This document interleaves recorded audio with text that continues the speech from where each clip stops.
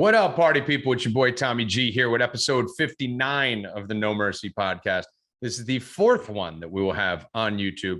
Make sure if you're listening to this on iTunes, I know 95% of you people listen to this on iTunes or Podbeam or something else. Meanwhile, 100% of you asked me to go do this on YouTube, and then we'll get fucking 80,000 downloads on fucking iTunes and 5,000 on YouTube. So you guys are fucking assholes. Now you know I don't fucking listen to you, because you fucking make me do shit. Anyway, go to fucking YouTube. Check this out. No Mercy podcast on YouTube, or check it out on iTunes, Podbeam, whatever the fuck it is. We got a banging episode here for you today. We got Sam Tripoli and Mike Romanelli. This was our biggest episode, or second biggest episode we had before last time, before the shadow bans and all that shit. We got like 200,000 downloads when these guys on. We're going to be doing a lot more stuff with these guys. I told you guys I was going to go in and fucking rant and go fucking nuts about, will you shut your fucking phone off? Fucking idiot. Don't let people in your house when you're recording your intro. That's Bill Rupp, ladies and gentlemen. But I told you guys I was going to go nuts and fucking go on rants about the fucking frauds in this movement and how there's a lot of people who pretend to be your fucking friends. And when you're on top and you have a lot of followers, they want you to promote their podcast and bring you on their shows and do all this. And then you get your fucking account banned, because I just got my account banned again. So if you guys are on Instagram, Tommy G Returns 2 is my new account. Tommy G Returns is gone. My Twitter, Tommy G Returns. So I'm going to try and keep it to Tommy G Returns 2, 3, 4. So if you don't fucking see me in your following anymore, I didn't block you. People seem to think I blocked them because they can't find me anymore. I don't fucking block people on Instagram. I blocked 3 people in my entire life, and they were trolls harassing my comments. But Tommy G Returns 2 is the new Instagram. So now we lost another marketing channel where I can't market for the podcast on the Instagram. Sam Tripoli, I announced him to come on the show. You're going to hear him yell at me right at the beginning. And he's now banned from Instagram, so he can't promote the podcast. And he got a Twitter jail on Twitter, Fat Dragon Pro. So we're getting attacked from every fucking angle here, guys. And I wanted to go out and just blast motherfuckers who don't step up at the same people that I promote like fucking crazy when I have my following, who don't do the same for me. And I refuse to fucking ask them and beg them. I feel they should just voluntarily do it. But I'm going to save that for another podcast. I'm going to save that for the next one, because I do have a podcast coming out next week for you guys. We had a week and a half hiatus there just because once the Instagram got deleted, you guys don't get it. We got to let shit dial down. I know this process. I know what I'm doing. Unfortunately, when they came for my Twitter and came for my Instagram, I know the podcast is next. So what we did, we started nomercypodcast.com. I have a huge fucking announcement. I told you Bobby's involvement was going to be somewhat there, but it's going to be bigger than you guys thought. So I'm not going to let the cat out of the bag on any of that. I think we're looking for a late September, mid-September launch on that. But what I need you guys to do is go. This is critically important. I know we tell you guys to fucking like, subscribe, download, do all this shit. I need you to do this, okay? If you want more stuff, I need you to do this one simple thing, and it costs you $0 fucking dollars, and I need you to do it right now. Go to nomercypodcast.com and just put your fucking email in. That's it. That's all I need you to fucking do. Because now, whenever we get banned, when we start the newsletter, when we start the site, my goal is to make that site the home. So that site, nomercypodcast.com, is where we're going to be doing our shows, where we're going to be doing all our content, where we're going to be putting up YouTube videos, where we're going to be doing special content, selling merchandise, doing all of it there to stay off social media, because I'm fucking done with these assholes, because they fucking delete me anytime I get any traction or start a business or we get any sales. It's a fucking nightmare, and I'll fill you in at another time. But go to nomercypodcast.com. It's coming soon. That's what I need you to do. What I want you to do is go to 4deepbets.com. Number 4, deepbets.com. You guys have no idea what the fuck we're doing at 4deepbets right now. It's fucking insane. Right now, Night Ghost is 10 of his last 11. We just backed up the truck and brought on Brian Healy, who won $30,000. Then the next day won another $40,000 in daily fantasy. And on his second day at our company, just took down $22,000 last night. And over my last 110 bets, I'm hitting at 70%. This is fucking insanity, people. No one does this. And we have the most viral chat room in the world. And we have more women at our site than any other site. And all of us play thousands of dollars a day. and football's about to start, and we're still killing baseball. We got a professional tennis guy. My MMA guy, Mike Constantino, fucking cornered Khabib for his first fucking 5 fights. Guys, this shit's less than $3 a day. Okay? So if you want to learn fantasy or gambling, get the fuck over there. If you're already doing fantasy and gambling, follow me on Twitter and watch me just wave my dick around the whole industry and show you how much we're skull fucking this shit. So we have new packages out. We have a rest of year package for betting and for fantasy. Use promo code NOMERCY20. You could sign up for a week for like $30 or $20, or you could sign up for the rest of the year at like a 60% discount for a couple $100. Go use NOMERCY20 and you will get 20% off every package on the site, including the already discounted packages. So that's NOMERCY20, 20% off the whole entire site. I promise you, you will never see an environment, a community, or performance like what we're doing right now. And then please just head over to nomercypodcast.com, drop your email so that we can stay in touch with you in case I get whitewashed from the internet and we need to find you. We talked about fucking cultural Marxism, censorship, social credit scores. Me and Romanelli went on a spiritual tangent at the end, the last 40 minutes. We talked about Trump. We talked about liberals trusting the government. We talked about shadow banning. We talked about COVID, vaccines. I don't even fucking know. I'm tired. My brain hurts. Let's get to the fucking show. So without further ado, hit it, Miyagi. We do not train to be merciful here. A man face you, he is enemy. Enemy deserve no mercy.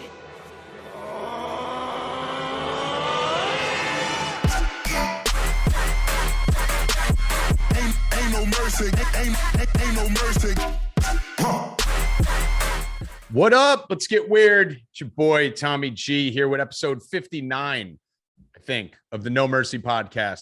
I have two of the biggest goons that not only I know that I'm unfortunately fucking friends with. And the last time the three of us were together, we did over 200,000 downloads on one episode. And this was prior to the shadow banning and all the chaos. So I'm bringing them back post shadow banning. And I think Sam's going to yell at me in a minute for something else to see if we could do maybe 2,000 downloads on this one. But Sam Tripoli, ladies and gentlemen, and Michael Romanelli. Romanelli, I'm going to go to you first because I think this. Romanelli, where's your hat? You got to have a hat on in this show. I do need the hat. You need a hat and you got the beard. You need a hat. This is the hat and beard show. Beard show. We'll make our logo. Hats and beards. Romanelli, how you been before Sam lights me on fire? I've been great, man. I've been great. I've been fucking I took this summer to reflect. I've been reflecting inward and fixing some of the dumpster fires in my brain. And the last month has been pretty chill, man. Been relaxing. The beginning of the summer was chaos, which was in a way was great. The dojo of comedy was on fire for most of the beginning of the summer, but you know, it's the end of the summer in Jersey. It's quiet time. So I've been also relaxing and getting myself right. And did you make it through the fucking tsunami, that weather manipulation hurricane that we've got for the 5th time this fucking month already? Crazy, right? Jesus, it's crazy. 2 tornadoes in Jersey too. That's fucking crazy. Yeah, it's nuts. In one, yeah. No, we made through it. I'm fine. Everything's good. Everything was fine for us. I drove through some fucking crazy shit on the way to work, but everything's good. Nuts. So follow Romanelli on Twitter and Instagram at FreeThinkerTV. Sam, would you like to talk about Tommy. Twitter? How are you, buddy? How are you? I'm Good? scared. I'm scared. Why are you scared? Because you tweeted that I'm going to be on your show, and then the next day all my shit got fucking banned. Is that why you're upset? I'm nervous. Dude, you're the fucking social media aides of social media over here.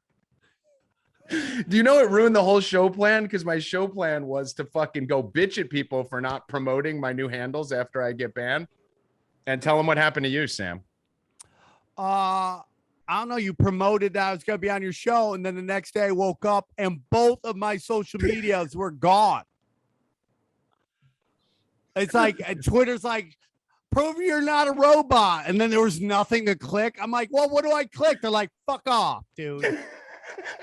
And then I went on Instagram and they're like, yeah, you're under review for 30 days. And like, I just think of, I'm just, you know, here's the thing. The true thing is, like, they did me a favor. I was being too consumed by social media, but I just missed my ability to social media to, promote on social media, and my super 10 big titted friends that are gone now. That's the worst part.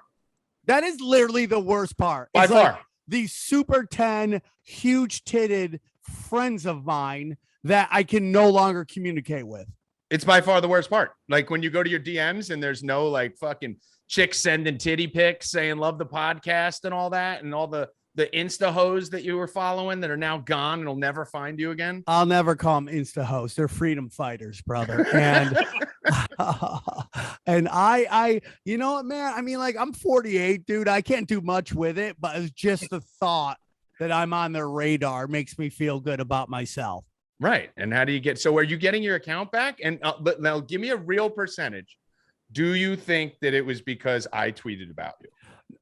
Dude, here's what I think it is. I mean, like, it's possible. I don't think that's it, but it's possible. I do believe it's a combination of me just getting the elephant gun out on Gavin Newsom, and I'm talking a lot about cultural Marxism now, which is which is what's happening in real time, and they don't want anyone to know that's actually a game plan. They want to think that everybody wants gay people as the fucking the fairy godmother of Cinderella. Like, that's what they think society is wanting. And it's like, no, dude, this is all done purposefully to divide and conquer.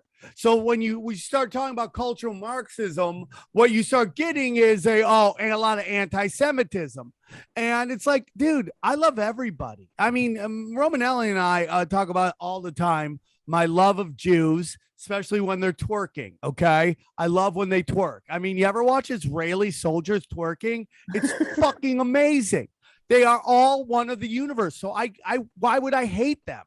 I have problems with policies of a foreign government, and you can go fuck yourself, Dan Crenshaw, if you don't think I can fucking criticize Israel. Okay. But outside of that, I love everybody. And the notion that if one person does something, that one person of this group does something, the entire group is in on it, is just fucking ridiculous to me. So, I think that's what it is, man. And I think my reach is a lot farther than they want to admit based on my numbers. Because I would get things, Tommy, where it'd be like, this is doing better than 80% of your other posts. And I'm like, I just had a post 4 posts ago that got, let's say, 4,000 likes. And this one has 400 likes and 20 comments. The other one had 4,000 likes and 150 comments. So how's that possible? Because it's getting way more than they're telling me. Right. And I saw that too. With a bunch of accounts that my Tommy G returns count. My Instagram just got deleted. I probably mentioned it in the intro, but my Instagram got deleted. And the funny thing is my Twitter, I looked at other accounts of people that work with me or friends of mine who have similar followings. And my numbers are all through the roof, profile visits, everything, except impressions. My impressions are lower than them. And they tweet dog shit about like parlays. Like, so I know it, the shadow ban's happening if you know how to look into it. Completely. Definitely shadow ban. I can't tag you guys on anything. I can't send you messages. And listen, dude, I mean, like, and here's the worst part. It's like, okay, you don't like what I'm posting. I'm not fine with it, but let's just say I will accept that, right? I'm not fine with it, but I'll accept it for the moment. But then somebody like my friend Joe Rogan will post and he does it purposely. He'll see me get banned on something, and he'll just to show everybody and he does it to show that I'm getting fucked with. He'll post the exact same thing and nothing happens. Even my own other accounts, like I put up this one post that was like a white Barack Obama, and they're like, everybody, and it said niggas voted for Joe Biden thinking it was going to be this guy, and it was literally Barack Obama with a white face, right, and like a Supercuts haircut, right? And the tinfoil hat posted the exact same thing. Nothing happens. The next day I wake up, my account's gone. So it's not a policy. It is a specific to me and what I do. And I don't think that's my problem with it. And that's the thing. That's the thing I get pissed about. And Romanelli, I mean, you talked about this. It's that we're being targeted. There's certain people, myself and you especially, Sam, are being crazy targeted. Like the timing of things is too coincidental. For me personally, I do think they wanted to take you down for a period of time. You're in California. You have a big reach. The Gavin Newsom recall is happening in fucking 2 weeks. So they're probably going to try and take down a lot of influential people out there. And I honestly do think I was a part of your being. I think you were going to go down anyway for a period. But I think they saw me fucking tweet it and said, fuck that. We're going to let Sam not be able to promote this podcast for 30 days so that it's just die with no social media. But Romanelli, what have you? Are you an agent provocateur, Tommy? I thought you said, am I an Asian provocateur? I'm like, yeah, I bang some Asians, but no. Yeah, it's fucking crazy, dude. I'm so sick of it. It's fucking driving me insane. And we're going to go through it in a minute. But Romanelli, what have you been doing? What's been going on with you? Give me a little update on your fucking life and what you think of Sam getting wiped off the internet because of me. Well, I think you just hit it right in the head because you got, I mean, you've been getting shadow banned for a while, but around the election time, right? Every time we'd be on the Discords get zapped. Whenever it's big election time, whatever. If we were watching, whatever speeches or whatever, boom, we get. And then, Sam with the Gavin Newsom thing, for sure. I mean, you guys have huge reaches. I mean, it's crazy the amount of people that just come up to me and say they heard me either on your podcast or Sam's podcast. So you guys have a much bigger reach than you guys even realize. And I think that's kind of they don't want, whoever the powers that be don't want us to realize how many people are anti this whole COVID. They want it. They're trying to build this, they're engineering society. And it's rough for us because being in New Jersey and being in LA, the echo chambers are there. But if you leave these areas, I don't think, I don't know. I think the world, Sam and I talk about this all the time. I think the world is really waking up. And this social media, they just don't want to show it, They don't want us to see what's really going on in the world. So if they could cut this, and social media is how we get to see how people think and all that stuff. So they're trying to, they're not happy with that. And it's like what Sam has said from the beginning is that it got away from them and now they're trying to reel it back in. And I do think social media it's going to be dead soon. It's already so censored, and it's really the small accounts that you can get some truth and stuff out of. The big accounts, forget it. Yeah, you don't. You can't anymore. Sam? Yeah, I mean, like, I 100% believe that Gavin Newsom has something to do with it. If you tag him, you tag recall Gavin Newsom recall, you put him in there, Gavin Newsom, they're doing it. And and it's like, listen, dude, I grew up as a liberal. I still consider myself an old school liberal, which is pretty much a libertarian at this moment,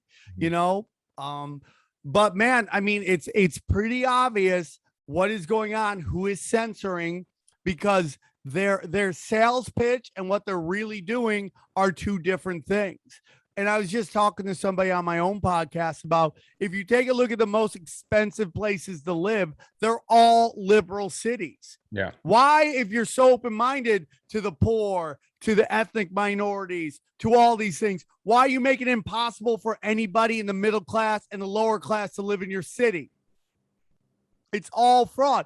It's not that the Republicans are holier. They just don't have to lie to their constituents. They're still scumbags. It's just their constituents like what they're saying, which is deregulation, strong military, strong police force, all that stuff. So they don't have to lie to them. Whereas in order to get any campaign financing, the Democrats have to say one thing publicly and then do another thing behind closed doors because corporations don't want more taxes.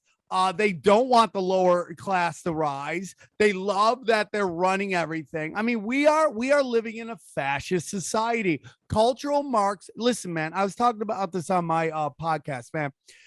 If you take a look at three things, Tommy, this will resonate with you and see if you agree with what I'm saying.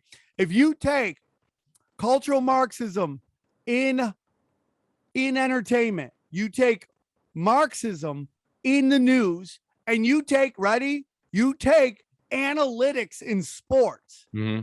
These are three different things where trust fund, nerd, dork, private school kids have inserted them itself into the process to control what is being consumed by everybody.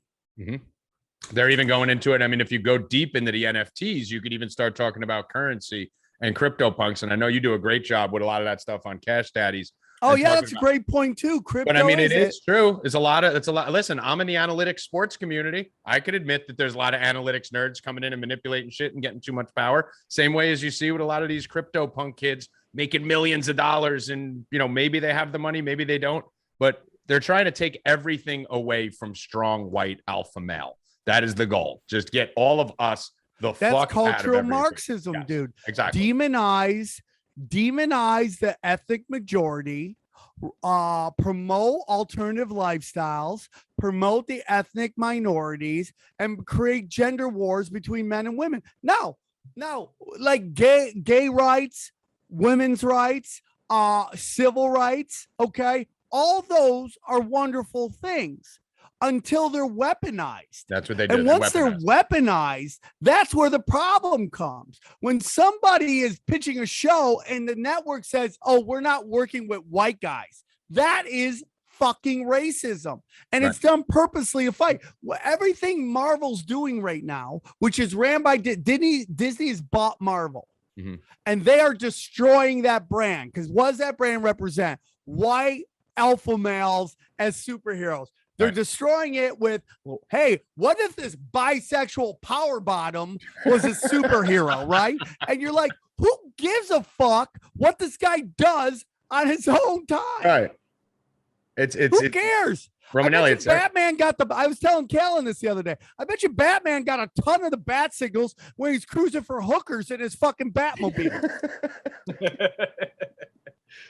Yeah, man, they destroyed that Loki thing. And that Loki was such a the Marvel universe. Loki's like the trickster fucking guy. He's like such a badass. And in the original Endgame and all that, he's so tough. And then he gets this series, and he's just getting beat up by what is the proper word for fat ladies now? Pigs. No, I know, but what is there a name for them? What do they call body 3 a.m. hose? Body positive woman just kicks him in the nuts and beats the shit out of him the whole time. It's like, what? How did this happen? And then, of course, what happens? He turns into a girl, and Loki, as a female, is the one who. Yeah, now badass. Listen, I got no problems with badass women characters and all that, but they're just doing bitches. They're doing it to everything. The bitches, they're doing it to everything, and they're destroying things. And guess what? The ratings are all going. Whatever the fake ratings they're showing, that but when people actually write reviews and stuff, it's all tanking. But so the question is, how is it a business if they keep doing it? Because they don't care about the ratings. It's not a business. Yeah. And this is where the Fed comes in. Yes. The Fed keeps bailing out everything to the tune of trillions. Yes. And this is why Disney's allowed to continually put out dog shit, because they get bailed out by the Fed to continue the cultural Marxism. Yep. And you just said it. You guys both hit on it. It's not a business. And that's when people say the fucking all these bullshit fucking lesbian Batmans and all that shit. It's not a business. It doesn't bring ratings. The female Ghostbusters shit flopped in the fucking face of everything, and they just keep running out more of them because, like Sam said, this is not about business. Twitter didn't make money for like fucking half a decade, right? And their stock quadrupled. So these companies are not making money. They don't care about making money. You wouldn't be kicking off people who, I mean, I had 251 million impressions in a 90-day period, and they kicked me off. On a site that literally makes its income off impressions and activity. Why would you ever kick someone like that off because of what they're saying? I agree, dude. They don't fucking care about money. What they did is they fucking tricked everyone.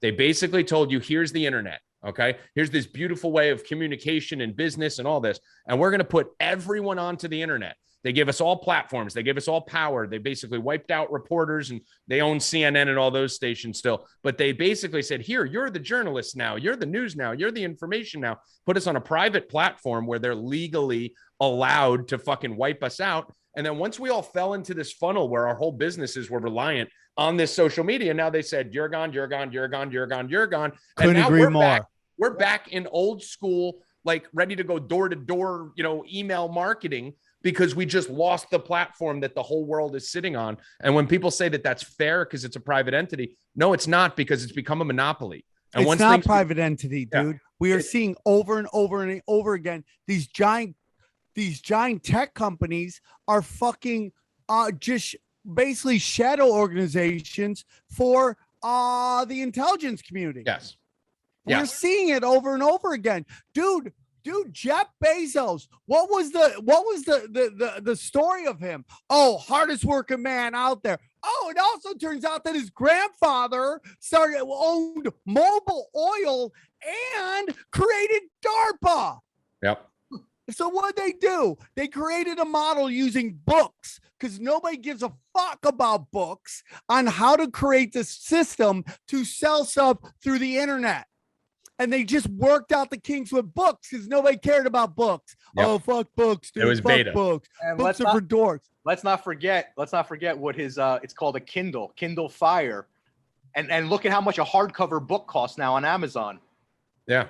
Possibly is this our Alexandra right here? Possibly. Yeah, dude. Great point, man. So now this notion. So now we take a look at this. So Jeff Bezos gets a $10 billion for a space program. And then what does he do? Turn around and buys MGM for $8 billion. Gee, quink-a-dink. Just happens to fall right in fucking line. This is the government owning all the art now. It is, dude, Amazon is a front for the U.S. government, which is a front for the international banking cabal. And that is not code for Jews, okay? It's more black nobility, you motherfuckers.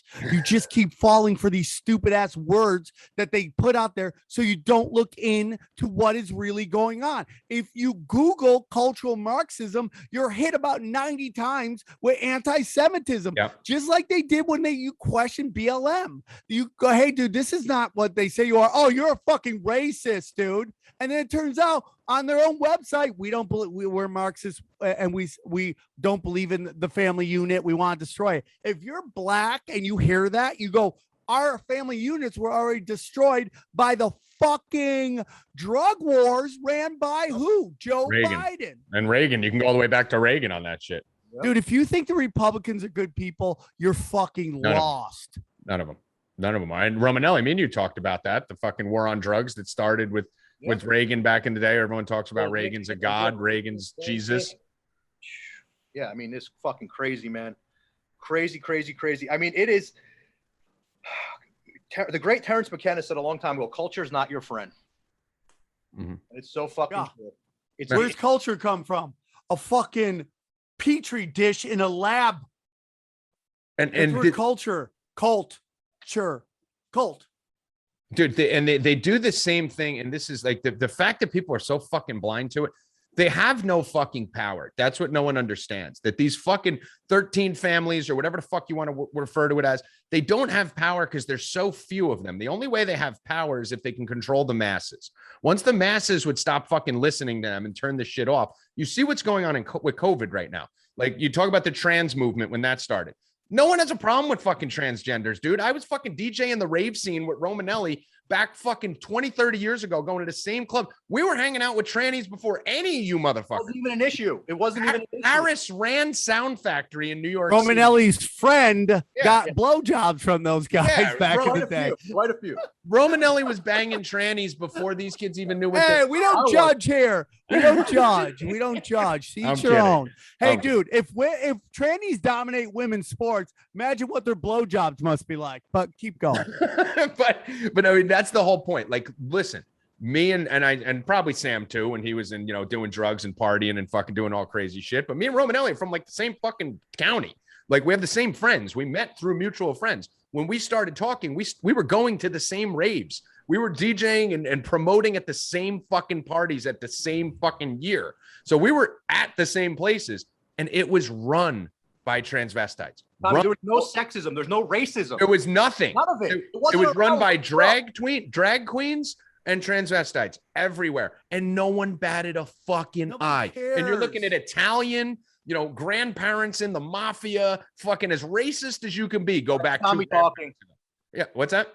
That's Tommy talking, not me. Yeah, but I mean, listen, your great grandfather was fucking racist, and he hit. Dude, how crazy was it that there used to be like racist gay bars? Yeah, like there were like places where like black gays couldn't hang out with white gays. dude. But they had glory holes, but no black people. How crazy is that? Before my time. The whole point of it is there was never an issue. There used to be jokes. People used to say faggot. People used to say tranny. People used to say, and honestly, a lot of it was in good fun. There used to be something called the Tranny Awards. It was literally called the Tranny Awards. Right. And no one had a problem. And no one has a problem with anyone fucking dudes. No one, maybe in Alabama and fucking some of these fucking, 2% places, but no one has a problem with anyone being gay, being transgender. And the reason I say me and Romanelli have been hanging out for 20 fucking years is because now when I come out and say, dude, they're pushing this goddamn trans movement down our throat. They're trying to make everyone who's against this whole facade that they're pushing look like we're anti-trans or anti-Jew or anti-black. That's what Sam's talking about. They're weaponizing this fucking thing against 100%. And they don't have any power without it. Just like with COVID, they have to weaponize the vaccinated against the anti-vaccinated or the non-vaccinated to get us to try and conform by our friends and family ratting on us. That's the goal. They're trying to get you guys who got vaccinated. Great. That's your preference. That's your priority. I don't give a fuck what you do. But the bottom line is they don't care if you're vaccinated. They care if me and Sam and Romanelli are, and they're going to turn you into a fucking cop and a rat and a snitch. Dude, they don't give a shit about the vaccine. The only thing they care about is social credit score. Yes, that's where it's all about. And getting you to think it's okay to rat on your friends, families, neighbors, and coworkers. That's all it's about, man. This is where it goes to. They don't want you. They couldn't care. Dude, I mean, there's so much stuff coming out right now about just like who can get COVID, who can give COVID, who transmits it, all that stuff. And the truth is that the fucking people who are vaccinated, like we're seeing in Israel, are 100% transmitting it and 100% getting it. And the only thing a vaccine does is the first time you get it, it lowers the extremes of the effects of the virus. But after that, if it mutates, and by the way, no other virus in the history of mankind has mutated stronger. It always mutates weaker, except for this one. Now we're getting into the mu or the mu fucking variant, which sounds like moo because they think you're cattle, dog. Okay, this vaccine doesn't do anything with that. And actually, the more you get boosters, the weaker your immune system gets. Yes. Yep. And Romanelli, we talked about this. The whole give us your, because you haven't been on here in a minute. Give us your take on the whole vaccine and what this is all towards. And I know you were in agreement that this was never about a virus. This is never about a fucking vaccine. This is all about microchipping and social credit scores. That's all this is. This is about fucking something way bigger than what people realize it's about. The Great Reset, obviously, right? We know we're going to transfer a lot of wealth. Social credit, absolutely. And it's the divide in this country is, I've never seen it in my life. And it's not a race. It's not a sexual orientation thing. It's crazy. It's literally about, I mean, I have some examples too at my job. So I have a lot of young people that work around me, and a lot of servers are teachers, right? Or are in college. And I had a couple people that work for me that did not want to get the vaccine, but they had to because they were going to not get whatever they put down for their tuition wasn't coming back. And they got lawyers. They tried to do the medical exemption, all that, and couldn't get it back. So they got bullied into taking it. Now, here's my problem with this, because I couldn't wait to bust some of their balls about oh, are you magnetic? But when I had to talk to them and they were crying and so upset, I go, okay, I know the power of placebo. We all know the power of placebo. So let's just say we could fuck these people up. They could literally give themselves heart attacks, all kinds of things, because they're so upset that they got bullied into taking a vaccine. I'm scared for those people because placebo works. And now in their mind, maybe they trigger it. No one's talking about that. No one's talking about immune compromised people that really can't take the vaccine, or people that in their families have had really bad reactions and don't want to take it. I mean, there's a lot. I've seen people that got flu shots and all fucked up.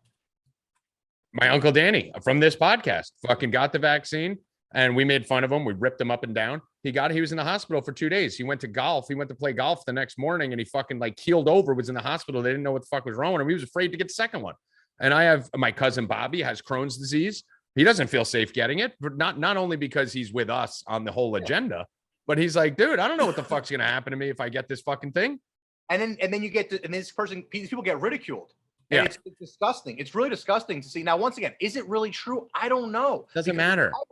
You know, on the internet, yes, they're saying horrible things about people that, you know, anti-vax and all this shit. But in real life, I don't know. I don't know. Can someone please tell me how the demonization of the anti-vax is different?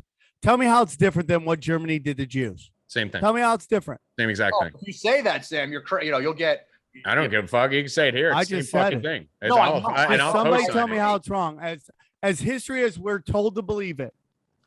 There you go. How is it different? Co-signed. Oh, dude, Tommy just co-signed it. It's the same fucking thing, dude. It's the same thing that every fraternity does. It's the same thing that Hitler did. It's the same thing that every fucking cult-like mass organization who's trying to brainwash does. They find the weak. They find their Achilles heel. They find the strong. They find the Achilles heel of the strong. They turn the weak against the strong. They beat them. They abuse them. Think about a hazing situation at college. They basically break these kids down. Go watch the fucking Unabomber documentary and what they did to that motherfucker when he was in college. How they fucking broke him down and kept beating on him until he thought nothing of himself. And the only Stockholm syndrome world where the only thing he trusted or believed in was his mentor who told him what to do and sent him out like a zombie robot. The media is your mentor. Fauci is your fucking zombie leader. And they're just creating a bunch of fucking robots like they did in Nazi Germany to go out and fucking do what these 2 or 3 fucking % crazy motherfuckers want done. So it is now understood. I have 2 questions asked. It is now understood that Fauci funded this whole thing. Right. He funded this gain of function research in Wuhan from what we're being told. If we're going to play the germ theory over the terrain theory, okay? We're going to play this game. So there's this virus that was created in the Wuhan lab, right? Why are we listening to Dr. Fauci anymore? That is like listening to a pedophile Catholic priest give us a basic breakdown on how our education system should run to educate our children. Yeah. It's literally the problem is teaching us, trying to tell us what the problem, it's the problem trying to tell us how to solve the problem. It's a higher level version of Stockholm system where like these people don't even realize that they're fucking bowing and taking orders and loving their oppressor. The same people that are oppressing them, the Gateses, the Rothschilds, the Rockefellers, the Soroses, the Faucis, the list goes on and on. And you said it before, Sam, and I wanted to hit it for a second. The Biden thing, how you said the Republicans are pieces of shit, the Democrats are pieces of shit, but the Republicans don't lie to get votes. Right. And that's the funny thing. The Republicans Trump built a fucking wall. Even the Democrats were laughing like you have no fucking chance of getting this done. Right. And he still got that done. The Democrats just fucking lie to everyone. Every 4 years they come out. And that's why they go for the young people. That's why the Democrats go for the millennials and the younger people, because as you get older, no one becomes a conservative until you have something to conserve. And once you start to gain wealth and have things to conserve and have seen the universal health care, the fucking green energy, the free college, once you've seen all these fucking lies go on over and over and over again, you realize that they're never going to fucking get done. The only people who believe it are fucking 23 years old who never fucking saw it before because it's their first experience. 100%, dude. 100%. And that's the thing. When you hear these fucking, young libtards talk, it's like, you've never been through fucking anything. So my next thing to ask, because I've asked this on a couple of my own podcasts to the guests, if it is now understood that people with the vaccine can not only get the vaccine, get the virus. If it's already understood that the people with the vaccine can still get the virus and not only get the virus, but now can transmit the virus, then why does me getting a vaccine matter to you?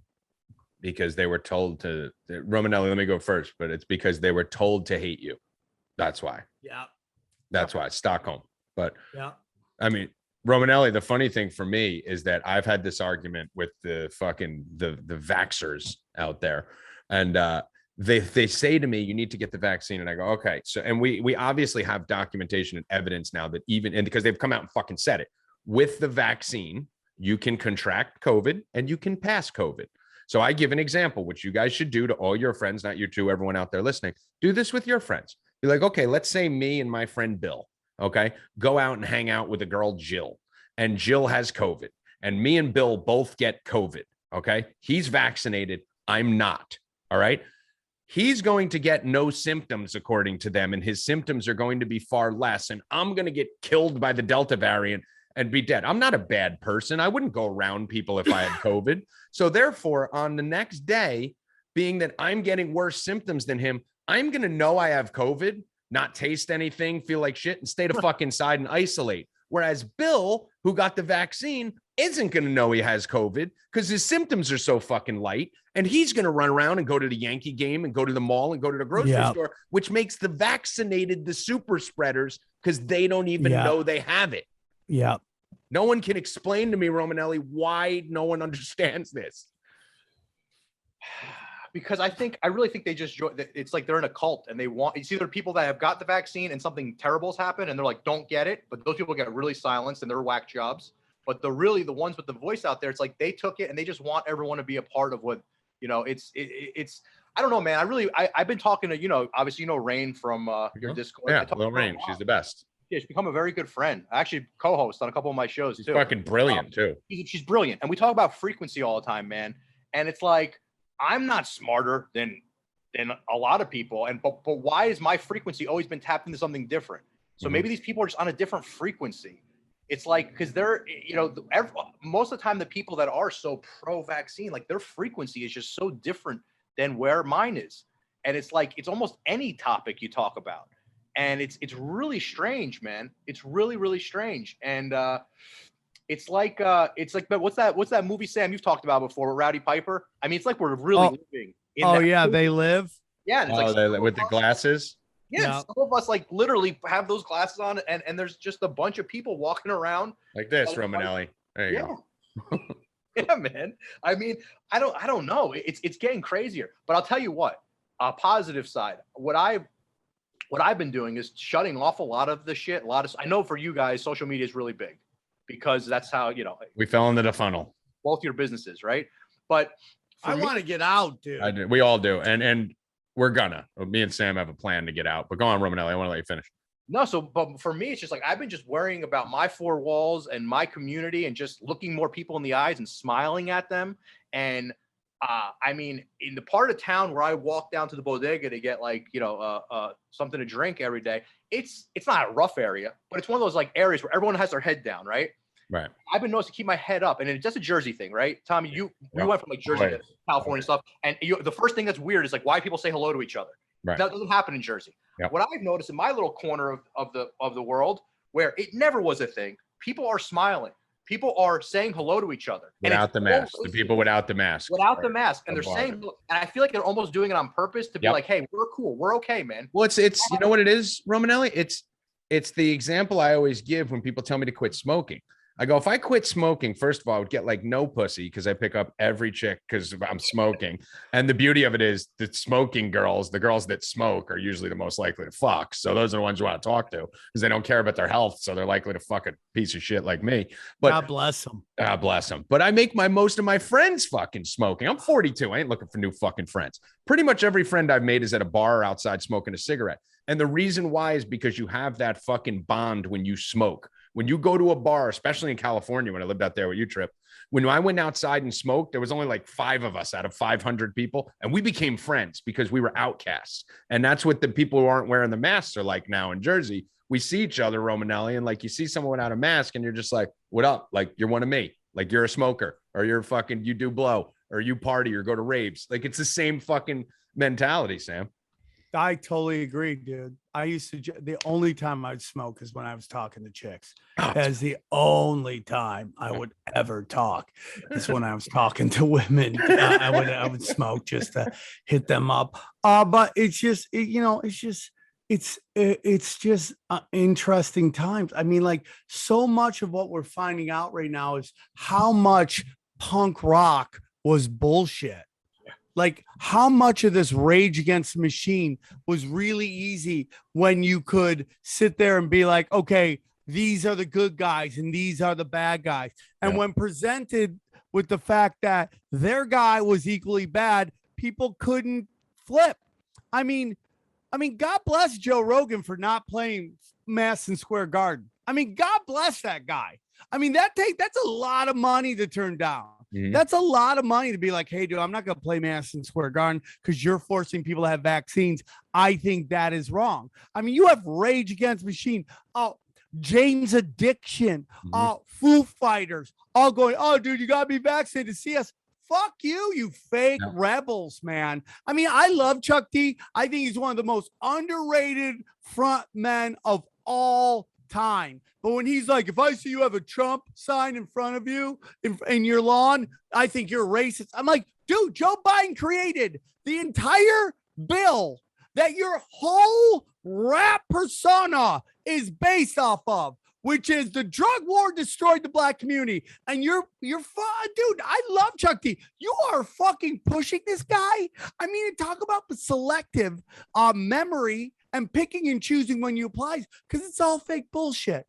And it's all rich kid cultural Marxist bullshit. Let me ask you a question. And this doesn't have to do with, we don't even need to get into the whole fact that the Democrats started the KKK or any of that shit. We say, we're all in the same age. We're all in our 40s, right? And we talk about when we were younger, we were all liberals, right? I was a liberal too. And liberal back then was libertarian, right? Like you said, Sam, I was the same way.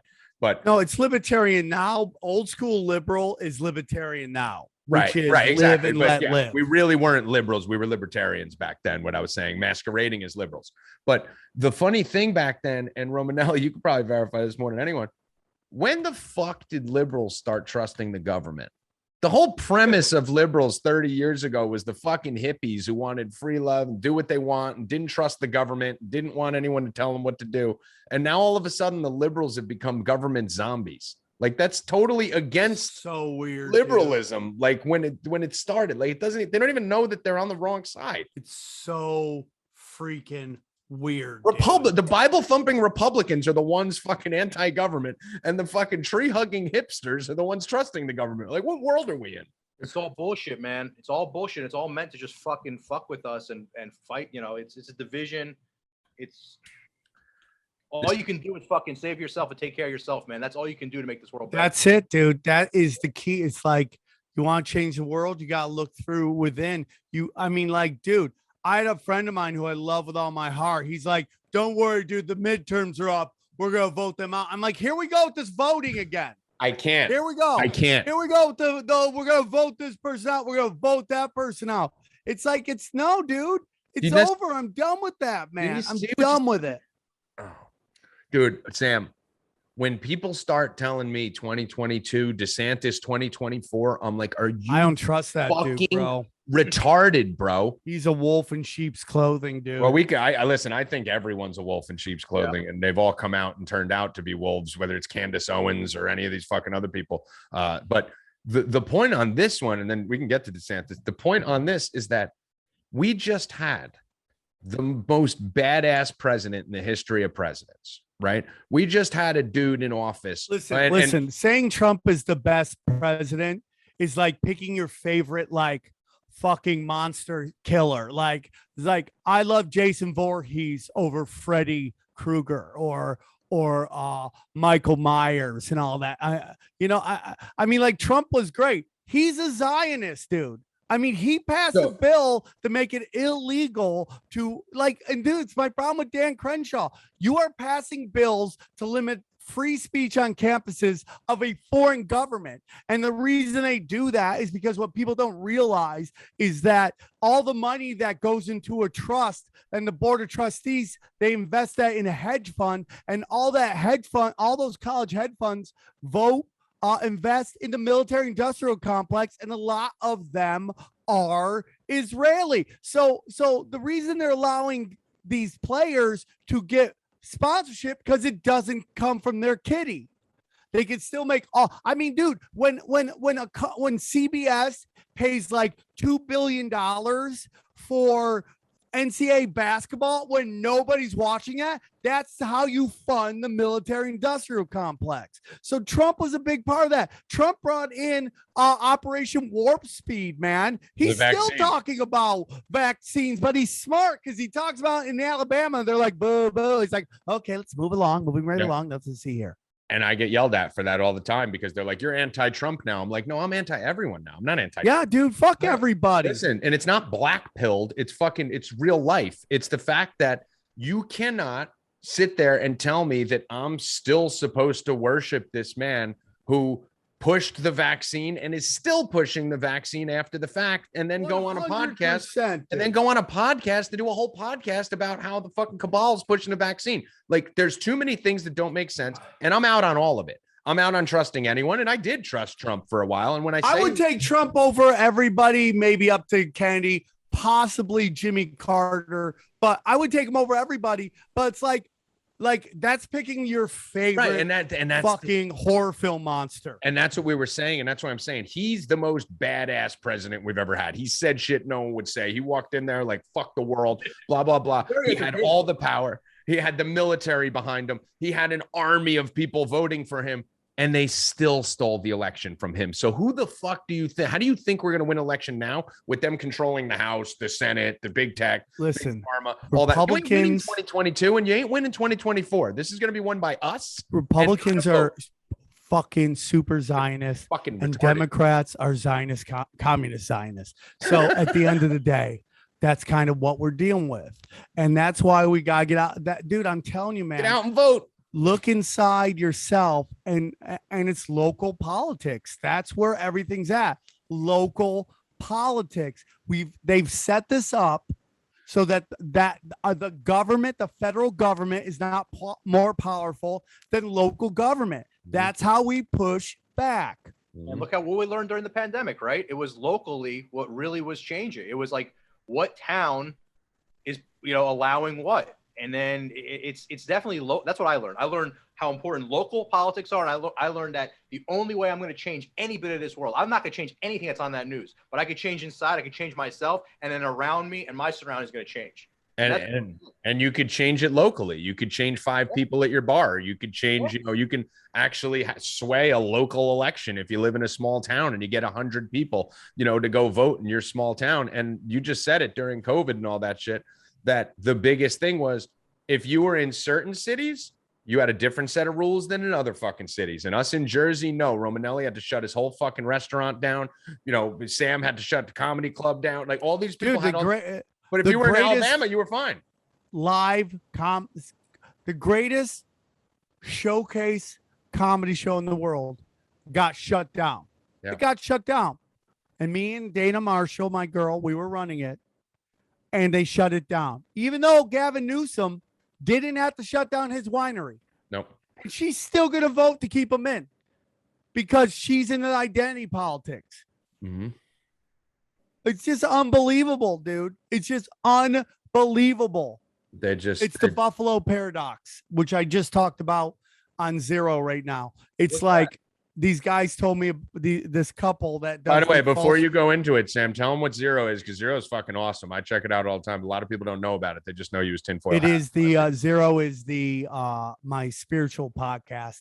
When I was doing tinfoil hat, I would do spiritual episodes and they wouldn't get the numbers the other one did. And they'd be like, stick to conspiracy. So I'm like, I really need these episodes right now. So Rockfin was like, hey, Sam, man, we really want you to do a show here. Can you do an exclusive show?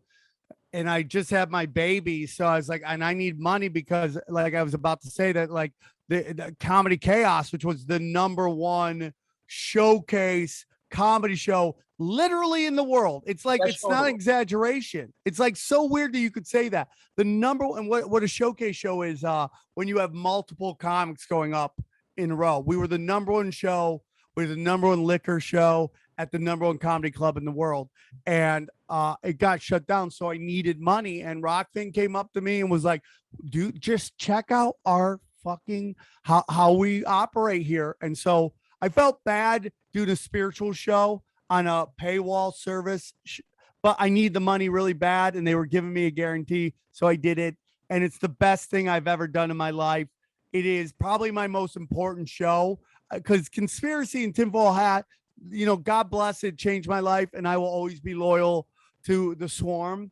But like, if you do Conspiracy right, you should always get the spirituality. 100%. Always. 100%. And if you don't get the spirituality and you're stuck in politics, you're doing it wrong. You're trapped in the fucking system. And that's Romanelli. That's the thing that I think everyone's like, I love No Mercy. We love No Mercy. Drop more No Mercies. Dude, we had better talks at 5 a.m. in the Discord, fucking drunk and stoned, than anything that'll ever hit a fucking No Mercy. The generic grassroots conversations that we would have in that for 12 and a half hours, talking about nonsense till we were delirious, just talking about religion and faith and fucking simulation and spirituality and, like all this kind of shit. That's where it ends up. If you're not, sex trafficking leads to all that. Fucking all this COVID, social credit score leads to all that. If you can get to the source, as we'd say, then you don't give a shit about fucking getting banned 100%. From Instagram. Like me and Sam just got banned from Instagram this week. I just got banned from Instagram again. I miss you, ladies. I don't fucking care. You can't hurt us anymore. You can't hurt us. Dude. You hurt my love of my big titted friends. Well, you know what, Sam? I got a bunch back. I got about 5,000 followers again. I will send some your way. I promise you. I miss you. Them titties. Like say doubles. But at the end of the day, Mike Romanelli and I, we talk a lot as well about our own spiritual journeys. Mike has done a lot of psychedelics.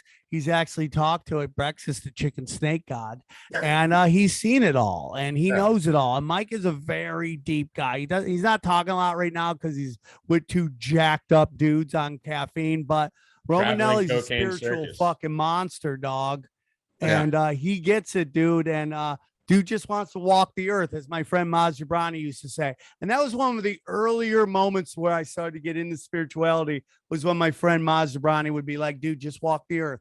Walk the earth. And I'm like, that's some deep shit right there. Just walk the earth, man. And Romanelli's very much into that. And that's why I know, Sam, you got to go in about 15 minutes. So when you go, Romanelli, I'm gonna keep you on for a little bit. You're good with that, right? It's gonna be you guys are gonna jerk each other off. No. We're actually gonna cut the first hour and a half with you in it and fucking run a dope podcast. Loser comes first. Is that how it goes? You're the fucking opener, bro. But no, I want to get into some of that stuff with you, Romanelli, as we go. But we talk about this shit a lot, Sam, how fucking we are, and we need to do a whole nother, we're starting nomercypodcast.com. I'm probably going to be doing some stuff with you guys over at Rockfin that I'm excited about. Me and Sam are going to be doing some other collaboration stuff as we get deleted one by one with Romanelli. So we got a lot of stuff planned that, people don't understand. You got to fucking stay away from the fucking censor gods for a minute and get all your ducks in a row before you launch something. You can't just go half-assed because they'll wipe you out.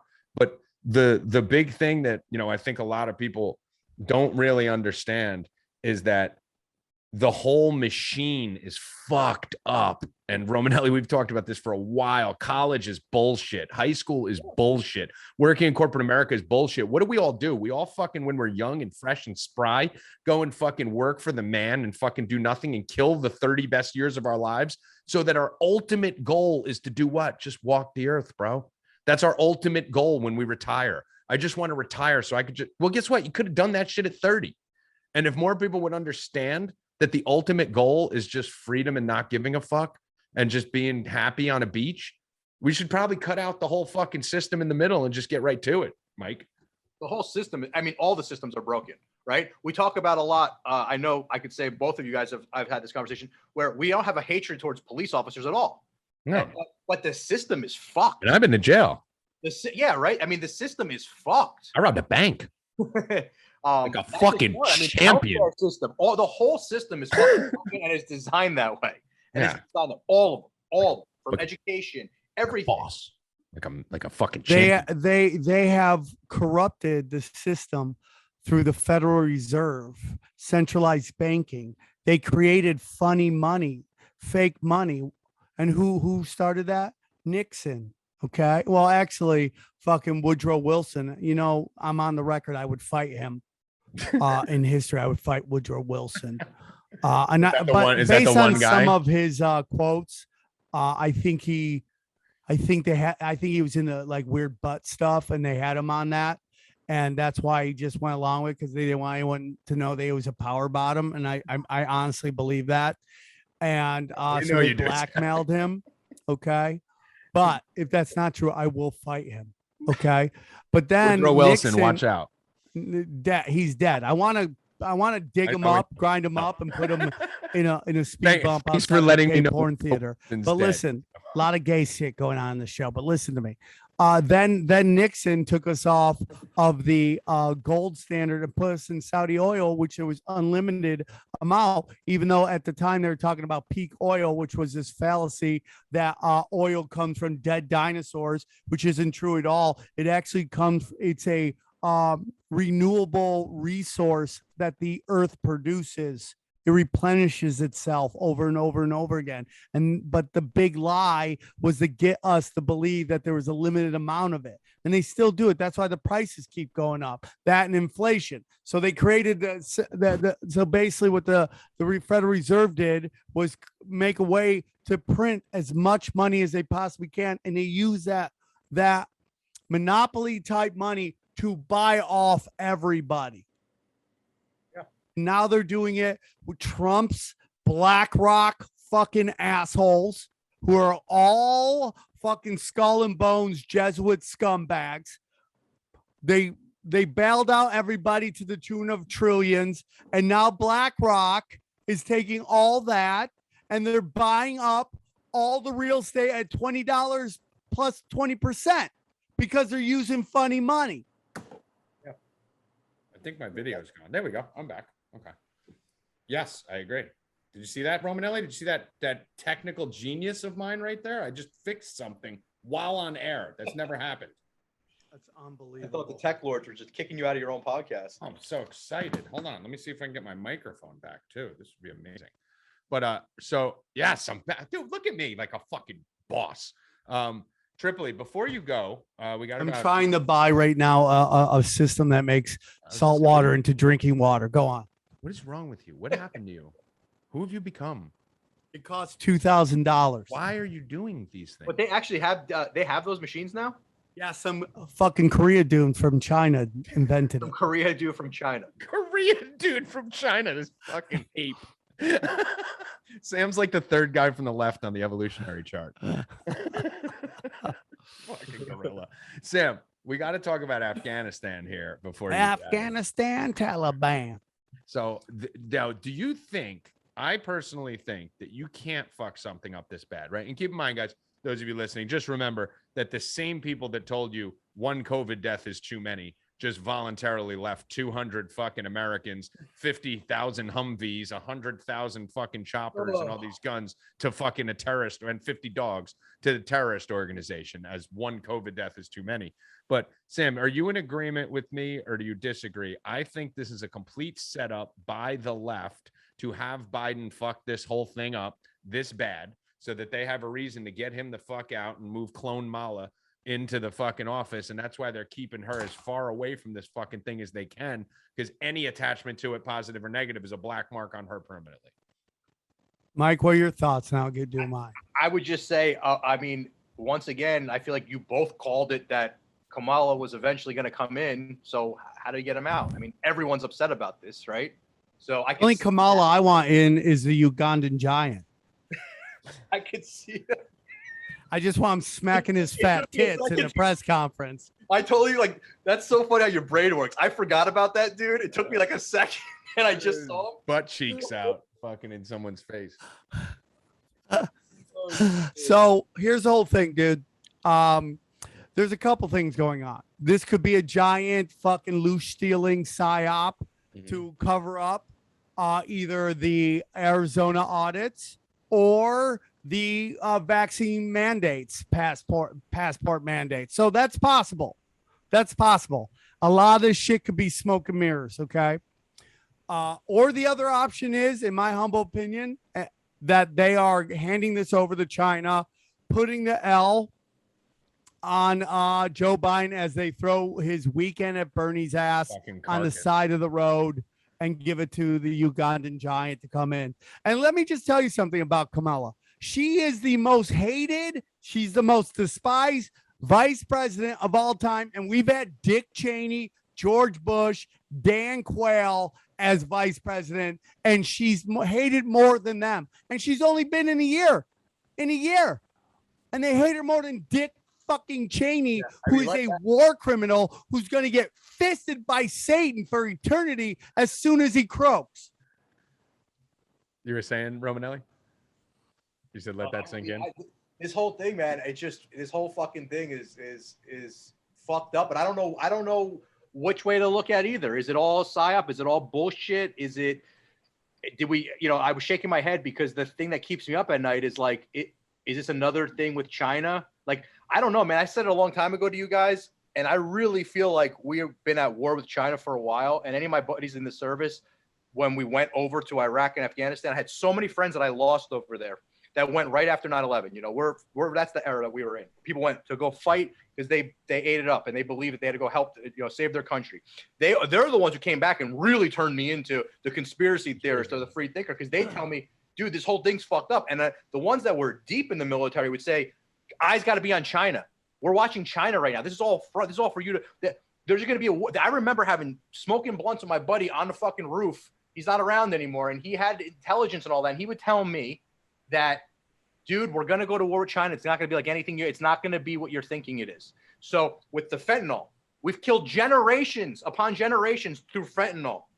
This virus we know comes from China. In maybe this vaccine that we're giving all of our military, all of our police, all of the strong people, all the poppy fields are gone, and China's taking. I mean, if China was to take over, I mean, I don't know, man. Maybe this is what's happening. Maybe it's a. China doesn't want us to have real heroin. They're going to give us all the fentanyl, and it's going to kill us. And that's exactly what they want to happen. Exactly. And these guys, Joe Biden is Benedict Arnold level treason. His son is treason. The Democrats are all treason. The Republicans are all treason. All this fucking head of the military is all treasonous bastards. Yeah. There's no doubt. It's. I mean, I'd love to debate you on it. Not sound like an echo chamber. How do you fucking argue that, Romanelli? No, I know. Benedict Arnold was around today, he would have a fucking talking head gig on MSNBC or Fox News. Yeah. And then the funny thing to Benedict Arnold for analysis. What's Benedict? What do you think's going on in Afghanistan? Well, based on what I know, our fighters are fighting hard, but the Chinese, they meanies. Back to you, Rachel. Like, how do the liberals even fucking watch what's gone on in the last 7 months? Watch this fucking. I tweeted out the other day. Who is this fucking grumpy old man yelling at me like I did something wrong, for like just screaming at everyone all of a sudden? He's either asleep or playing a harmonica or fucking yelling at everyone. But how do you watch what's going on and look how fucking weak we've become, and look how weak he is at the podium, and look how weak everything is, and how bad we fucked up this whole Afghanistan situation and Afghanistan marching band. And still not fucking turn around and be like, oh, maybe Biden's not that great. Like, dude, the liberals I talk to are still like, well, it's better than Trump. Like, Trump would have blown these fucking people up, even if it was just for his own ego. He would have fucking blown these people up if they fucking pulled this shit. Right? Yep. It doesn't matter what you think of Trump, whether you think he's part of the deep state or he's straight or he's good or he's the greatest president ever. He would have been fucking lighting these motherfuckers on fire if they tried the shit they're trying right now. I think it's Game of Thrones, man. I think all these very, very rich fucking families are just, they might be in cahoots a little bit, but at the end of the day, they're all dude, for power. The Trump family, this family, they're all just fighting for, and 100%. That's the best example that I've heard, that everyone thinks it's one and the same, and no, they're still jockeying for power the same way good is fighting against evil, and all the other shit that's going. There's battles going on everywhere you fucking turn. There's probably intergalactic battles going on right now on Earth with fucking reptilians and aliens and all kinds of fucking shit going on that we have no idea about. But everything's a turf war from the beginning of time. If you really just go back to the animals, right? Like Sam said, roam the earth. Just fucking roam the earth. Like, we're all fucking animals, right? Like, and if you go look at the animals, you love fucking animals. I fuck everything. It's all a fucking big turf war. right? Like everyone's always fighting for fucking real estate. Why do you think millionaires buy 10-acre homes? It's all turf war, man. You just want as much land and as much power. Everything's about space. Space, As much power. space as you can get. The bigger the car, the bigger the house. It's all about how much space do you have. How many things can you have? So Tommy, I think you touched on the interdimensional thing. I think that the interdimensional war is happening and we won it. you think it's already over? Yeah, I think we won it. I think that what's going on that we can't see is that's already won, and that's what you're seeing, the grasping and the clawing of the old guard, and they're just trying to do whatever they can. Yeah, I agree with that. It's already been won, man. I felt it. I've seen it. Like Sam said, Abraxas has told me.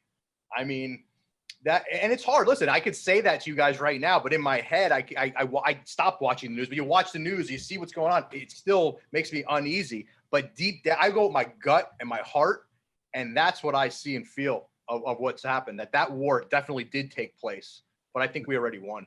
I agree with you on that, and we'll get into that in a little bit. And the thing I try to explain to people, and this is hard, and we all went through this together, right? Because we've all been in the conspiracy game and the truth game for, since 9/11, or maybe even before for some of you guys.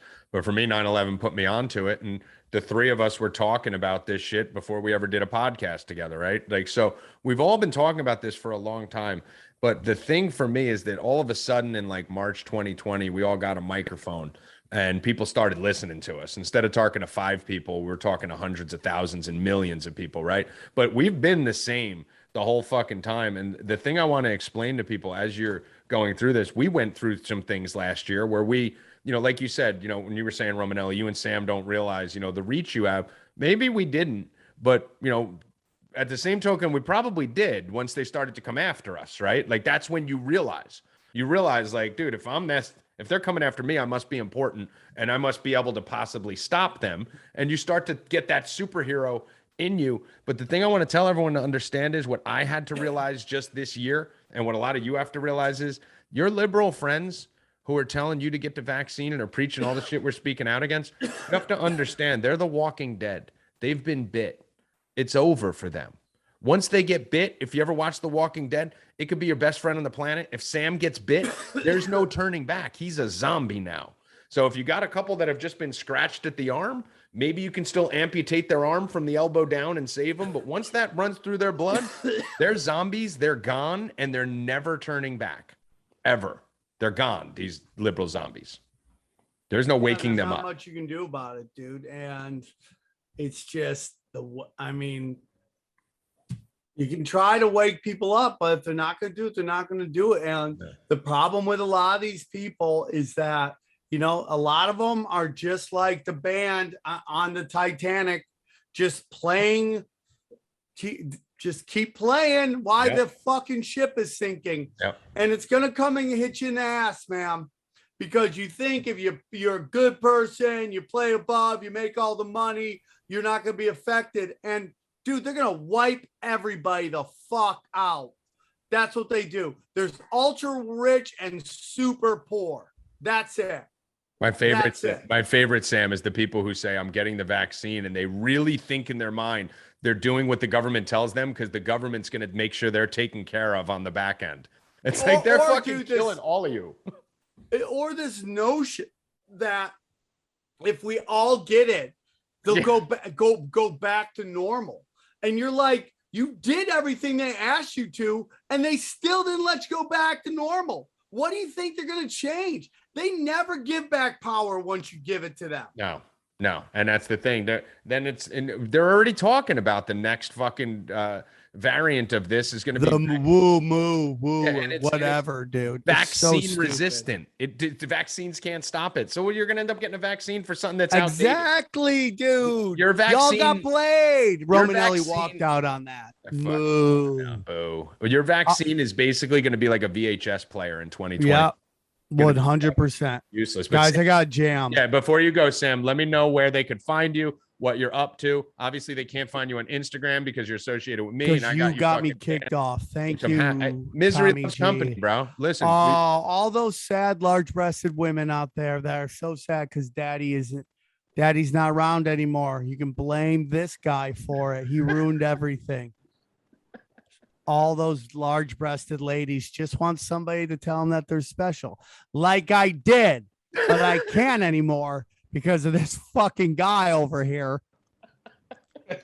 Fucking fuck. You ruined daddy's good. What's the point of crushing it like I am? I can't talk to large-breasted women. It sucks. So that's what you wanted to promote, Sam? I give you an Yeah, opportunity talk to to if you're large-breasted, hit me up titties? and let me talk. No, hey, go to samtripoli.com and check out my new special. It's called No Lives Matter. And I dropped the hammer of the gods. I think political correctness is cultural Marxism, which leads to fascism. So I take all the sacred cows and I light them the fuck up.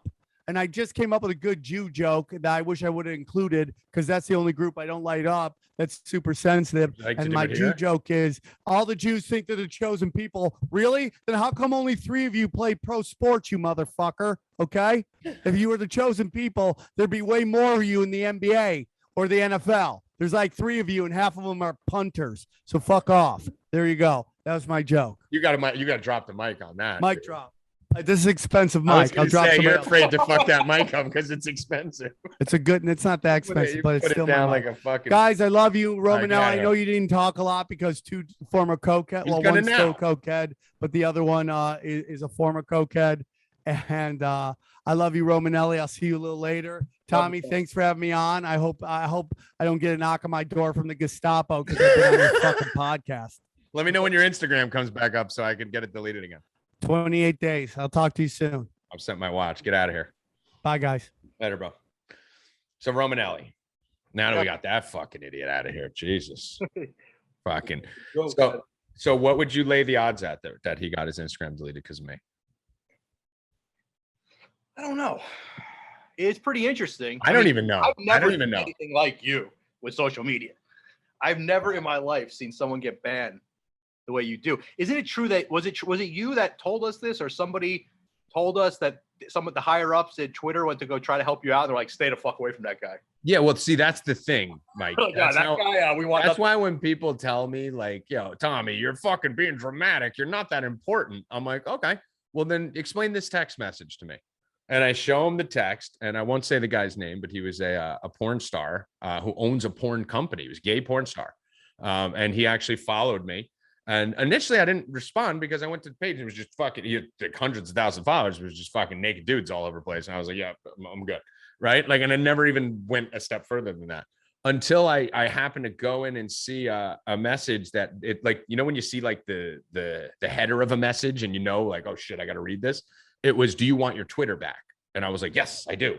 And he basically told me, he's like, listen, a lot of people at my porn company get deleted from social media. And I've been able to get 14 of their accounts back. And I was like, fucking sick. And this guy's in Australia. He owns a huge porn company. He's got people at the top of Twitter, like who, not the owners or anything, but people who are in charge of all the security, who are closet gay and fans of his, who do anything he asks them to do. So like, you can't have a better scenario for me to get it back. His exact, I'd pull up the text, but it's buried. Well, I've showed it to you before. His exact text to me was, I told my guy to get it back. He brought it to his boss above him, and the guy looked at him like he was scared and said, please don't talk to me about that account. That account's untouchable and will never be touched. And he said he literally, it's the first time he's ever been told that. And he said the guy looked at him like he was scared, like, why are you asking about this account? So yeah, it's fucking bad. Yeah, I mean, I don't know. As far as with Sam, I mean, it is also, I also have noticed that Sam, whenever he posts anything about that Gavin guy, Gavin in California, he also does get banned quick. Or like they'll ding him for other things, but they'll, you know, it will be around that time period. And I just reflect back on you or during the election. Yeah. And you would, that's when you had a lot of trouble as well. So I don't know. You know, social media for me is not, I don't use it. I mean, even with the club, like with the comedy club, like I have comics that run it. I don't, social media is not my thing. You know me, man. I got here half hour early to make sure I could get on Zoom correct. I'm not, you know, you're like me. You're a Neanderthal. If you saw around me, you'd realize it's like fucking lamps taped with masking tape and a fucking light that's fucking hanging at the wrong. Yeah, we're retarded. I mean, I love technology because honestly, man, I've met through the No Mercy community, I don't call anybody that listens to my podcast fans because I'm not at that level, but I have listeners, and I've made so many friends that found me through you. And you know, I don't answer everybody back, but I've made friends. People have come to the dojo, and I've been there. I've seen it. Comics been like, did you just give that guy your number? I'm like, yeah, because he would mention something about a Discord. I'm like, no, he's one of us. He's cool. Yeah, of course he has my number. And that's, you know, and you want to come to the dojo, and they text me and hit me up. I mean, Rain has I think she's been on 3 podcasts with me. If she wasn't so busy, she would be my co-host. Yeah. Clint, who is I love to death. He's my brother. He's my producer. He's my co-host. He was like, that should be your co-host. Yeah. He set it up because just the two of us, she's so smart, and we bounce ideas back and forth with each other. And like I said, if she wasn't so busy and lived so far away, she probably would be my co-host. Right. That's somebody I met in the Discord, right? Mm-hmm. And so I'm just so at that part, I'm very grateful of social media of this. It just made the world so much smaller, right? Mm-hmm. And there's so many amazing people. And that's kind of what I want to bring up with Sam, but I have said it to him a million times. So just say it more for the listeners, like as black pill as it might sound when we're talking, because it is frustrating, right? Remember, we were supposed to do, I still have the notes on my desk. I might have just threw them away about the Nasara Jasara. That was gonna be a positive talk. We never got to it. Yep. Right. So that's where our energy is going to. We're always going to this golden age. We're always going to this because deep down, Tommy, we know in our guts, and it could have come out in the 90s rave scene when the world was just a beautiful place and we saw where we were headed. So this black pill or whatever that people might think we took, it's, at least for myself, it's not a black pill, because there are so many, it's so easy to be up on millennials or whatever, even the younger ones are, but there are so many amazing young people out there right now that I've met through social media that are starting podcasts that maybe are not even on, that are not big on social media or any of that, but there is so many amazing young people out there. Ryan Bledsoe is one of them. Pixie, right? Mm-hmm. There are some people out there that are, a lot of them too, a lot that are, they're going to change this world. Yeah. And it's easy to talk shit because the ones that we see on social media are these young ones, millennials, whatever, that are complaining and talking shit. But I'm telling you, man, there are some really special kids out there that get it. They get these, there's so much information that they have in their brains. And I'm like, I start talking to them about psychedelics and stuff. And 90% of them are like, no, I don't even smoke pot. Yeah. And they have all this information that I had to like cook my brain. I had to go fucking travel the like craziest places and go through some of this shit, where towards the end of some of my psychedelic journeys, I do get the downloads like, you really didn't have to torture yourself this much. You could have just meditated. You could have done a lot of things and got this message. But these young kids are coming out the box, out the gate, 18, 19, early 20s with this fucking information. It's like, whoa, where did you get this from? So I'm very positive on that front. And there's a lot of them out there, man. There is. There's more. And I realized that, you know, when we started the Discord, you named a couple names, Rain, Pixie, Bledsoe, like these. There's a lot of people out there that just don't have the megaphone that we have, or don't have the fucking like lion, like raw, like go attack the cabal head on, sacrifice your whole life and business, right? But they're sharp. And the thing that you said, that's like, you had to go through psychedelic journeys with shamans to other countries and puking your guts out and detoxing and fucking roller coasters and family and every other issue that can come with it. I had to get arrested and go to fucking prison and go into a hole for 90 days of darkness to fucking literally, you know, get inside my own head and fucking drugs and ecstasy and all this kind of shit to come out the other side. And, you know, we could say, you know, maybe, you know, we took the long way there, but the bottom line is, there was no other way back then, right? Like the beauty of these kids now, like you said, that they could do all this without having to go on psychedelic trips or without having to go to prison and being locked in a hole, that they just have this type of information. That's why I've always told everyone, Romanelli, me, you, TRIPOLI, our job is just, we're the Trojan horse. We're just there to bust down the wall. We're going to get shot. We die like probably an hour, 15 minutes into the movie, right? Yeah. Like we make it a long way, but then we die at the gates in Game of Thrones, right? To let the fucking Khaleesi's and the fucking other people come through.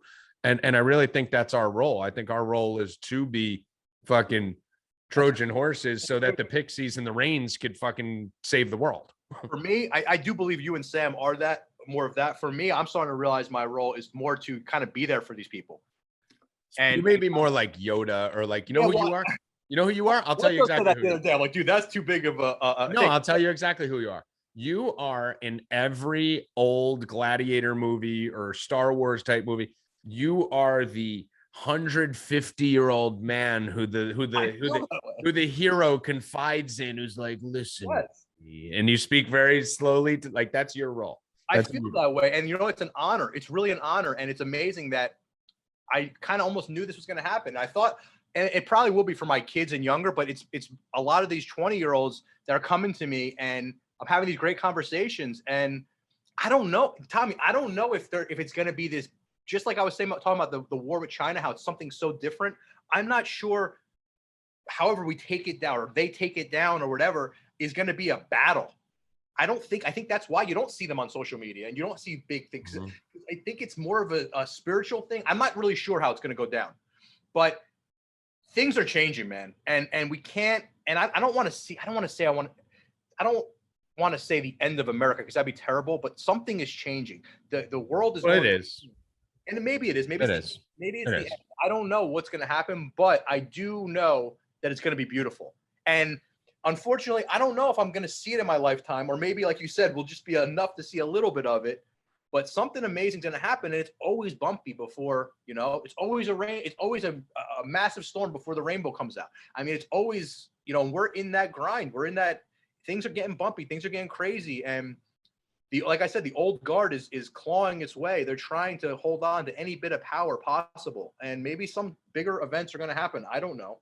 I mean, you can verify, and when you say America's done, America's done. Like, I mean, it's when everyone's like, rise up, save America, America's done. But I mean, that doesn't mean freedoms and the Constitution and our rights and our people, the country itself is just getting eaten alive, right? Like, to the point where this isn't the same. Like, we're going to save America. What the fuck are you talking about? America's been 10 years ago. It was fucking, you know, already, like, you look around like, this isn't America, right? But America was never about the country and the land. It was about the mentality and the attitude. So patriotism is not going to fucking die. I don't care if America, you know, if certain states, California and New Jersey and New York and all Chicago and elections, let all that shit fall. This was never about the land. This was about patriotism and loving each other and our communities. Yeah, it's probably getting a lot smaller, and it may not be America as a whole. And we may all just congregate to like one state or one area and, you know, secede from the union. But whatever it is, that mentality is going to carry on. And especially the generation below the millennials, they're the ones that I have the most confidence in. Ooh, that super young generation that's standing up for themselves, whereas the millennials in our generation never did. I feel very positive towards that. Sam talks about a lot about with comedy, how, yeah, I mean, in the big cities, comedy sucks right now because people are getting offended. But he's saying the younger ones are just and it's always like that wave, right, of like generations, how, you know, how they just gonna push back. And he's saying how, like, the young ones love all no holds barred comedy. Doesn't matter race, sex, doesn't matter. Nothing's off the table, because to them, and he's right, when you look at small groups of kids, it's always mixed, right? So if you're with a mixed group, I mean, I love what we talk about the 90s raves. My crew, I was the only 100% Italian in my crew. There's no Italians in the rave scene. It was like me and 9 people. We see Guinea, and they said, but we all bust each other's balls. My crew was just every type of person possible. You know, and because we all loved each other, we talked shit and we made jokes. And now these would be offensive jokes. I mean, my gay buddy, if you did something really, like he used to always say, it always got me, and I still laugh thinking about it. If you did something really soft, he would be like, in his really heavy gay accent or whatever you call, he would say, oh, baby, I'm gonna have to gay bash your ass. Like, I'm gonna commit he started off, I'm gonna commit a hate crime and gay bash your ass. And, you know, that was his go-to line. And it was always hilarious because we all just, like, I don't know. People weren't pussies. No, people weren't pussies. The thing is, dude, words never offended anyone when we were younger. You didn't, like, the things we would say, the things I still say to my best friends are way worse than anything anyone could ever say to me. Like, my friend Ed calls me and tells me, like, just happened a couple of days ago. You know, I'm getting on a flight. I'm going to Tennessee. It's like, all right, hope your plane crashes into a mountain. All right, go fuck yourself. Like, that's normal. Like, we don't even flinch, right? Like, you say that to some fucking millennial now. It's like, oh, what did you say to me? Like, dude, motherfucker, if my words had that much power that they could kill you, you'd already be dead. All right, you're good. Trust me. Like, stop letting words fucking hurt you, you fucking pussy ass bitch. Stop. And that's the thing about the millennial generation, words hurt them. The generation below them, yeah, I'm using they the don't wrong really give a term. fuck as much. I'm using the wrong term. You're right. Millennials are an issue, and I hate to say it, man. Who really fucked up is people our age who had kids, because they're a little older than us, have millennial kids, and then our parents, man, that baby boomer, you know. And I hate to say it, I don't want to hurt their feelings, but they fucked up, man. Mm-hmm. And you know, they created these fucking astroturfed environments, Mm-hmm. and you know, a lot of them, it's really, in a way, it's sad because a lot of them didn't have a great upbringing, so they wanted to give everything to their kids, so they spoiled the shit out of their kids. Exactly. You know, the other thing that happened during the baby, like, listen, our generation of the baby boomers are what fucked up America. It wasn't our grandparents or anything like that. those were yeah, they were fucking badasses, right? So, and the reason why is because if you look at the baby boomer generation, that was the first real divorce generation, right? That was the first real broken home generation, when husbands would quit on their wives would quit on their husbands. Yes. Broken families. And when you have a broken family, as someone who came from one, yep, when your dad leaves or when your mom's by herself, they want to spoil you to get your attention and affection because they feel so bad for fucking leaving you as a lock key child and shit like that. So you have the fucked up side for someone like us, right? Like myself, I'll speak for only. Yeah. With my dad leaving when I was little, I got this fucking hate the world fucking killer chip on my shoulder. And then my dad, to try and stay in my life, would just shower me with gifts and presents. So I had this kind of spoiled, I could do anything and daddy will be okay with it, along with this fuck the world. And then my mom is trying to be a superhero and like fucking take care of us and the family, working 3 jobs. But at the same token, my dad's talking shit on her. So she's got this balance, this awkward fucking non-nuclear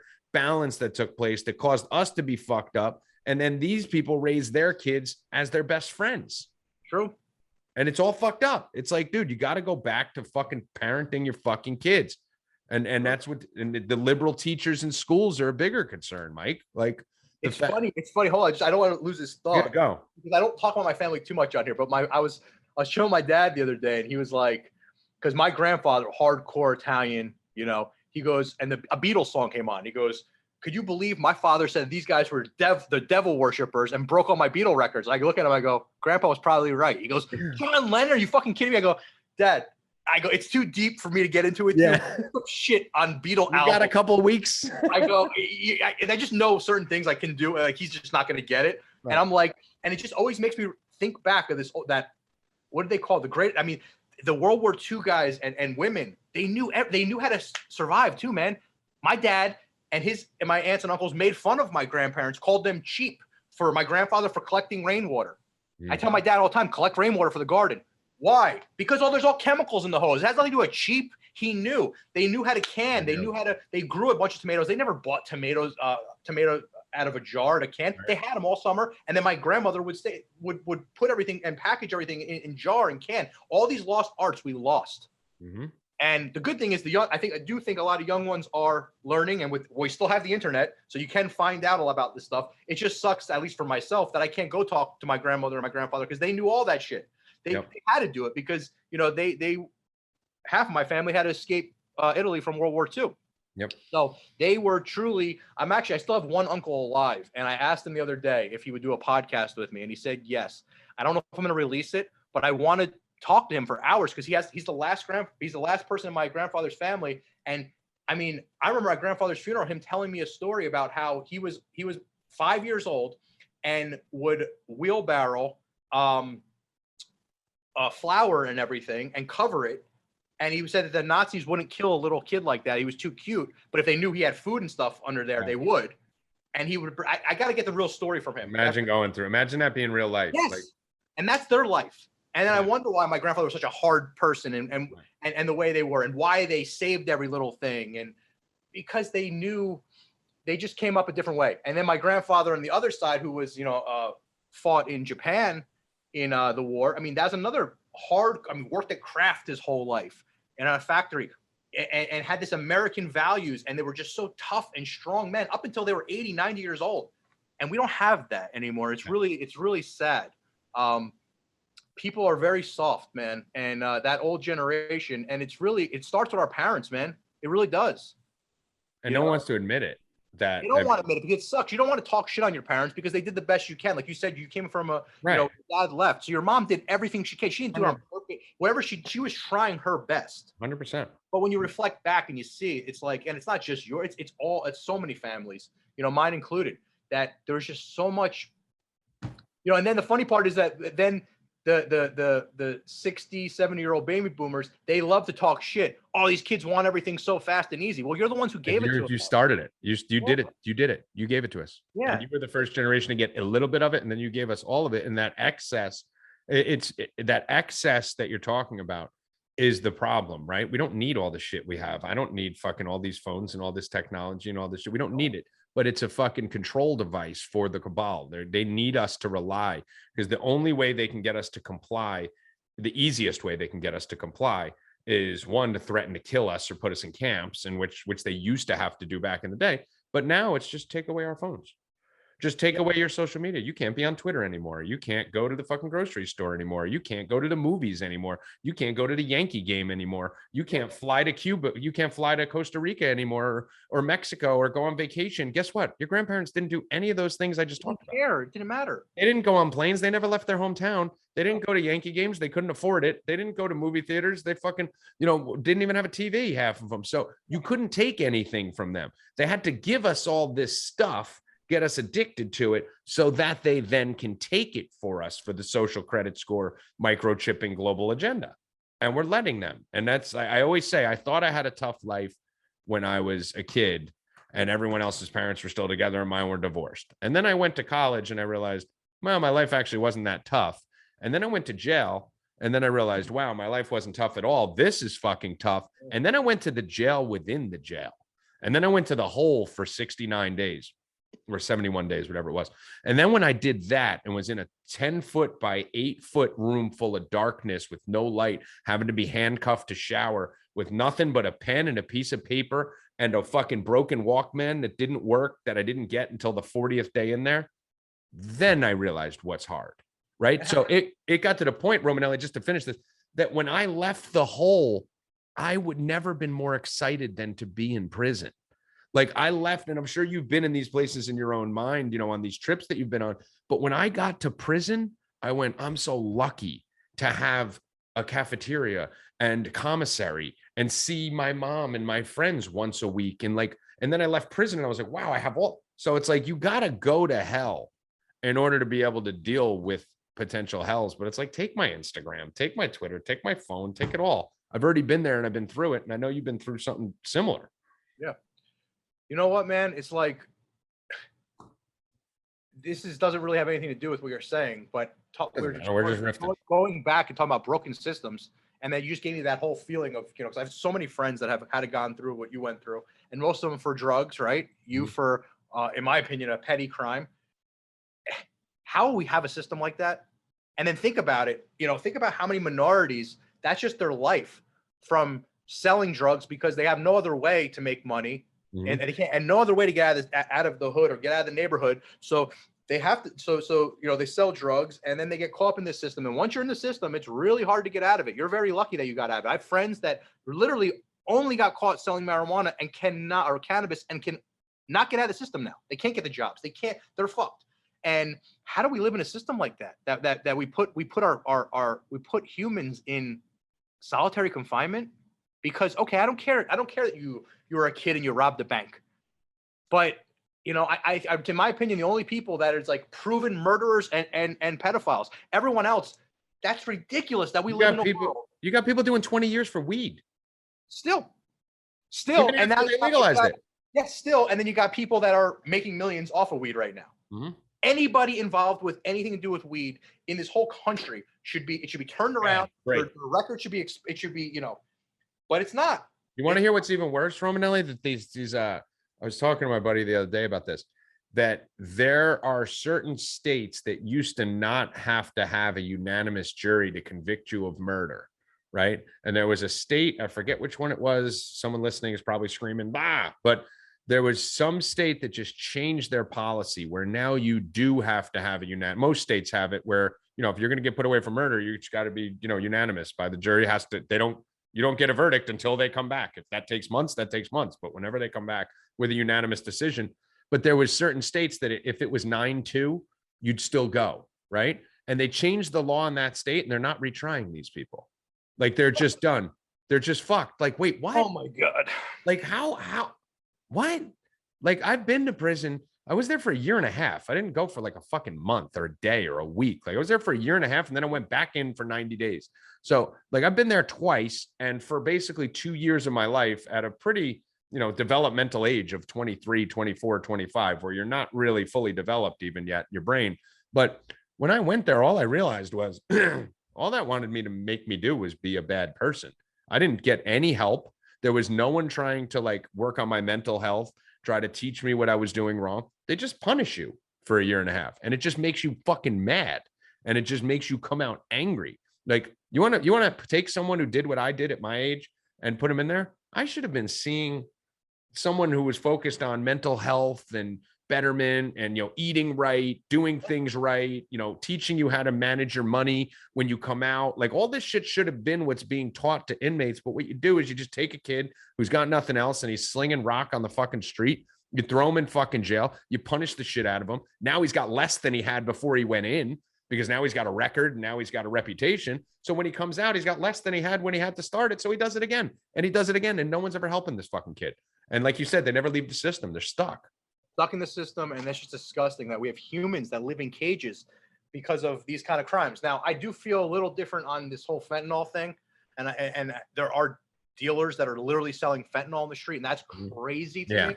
And it's the first time in my life where I'm like, I don't want to say I'm pro drug, like, but the problem is that people that get caught selling heroin and fentanyl, they're back on the street. Nothing happens. That's the crazy part.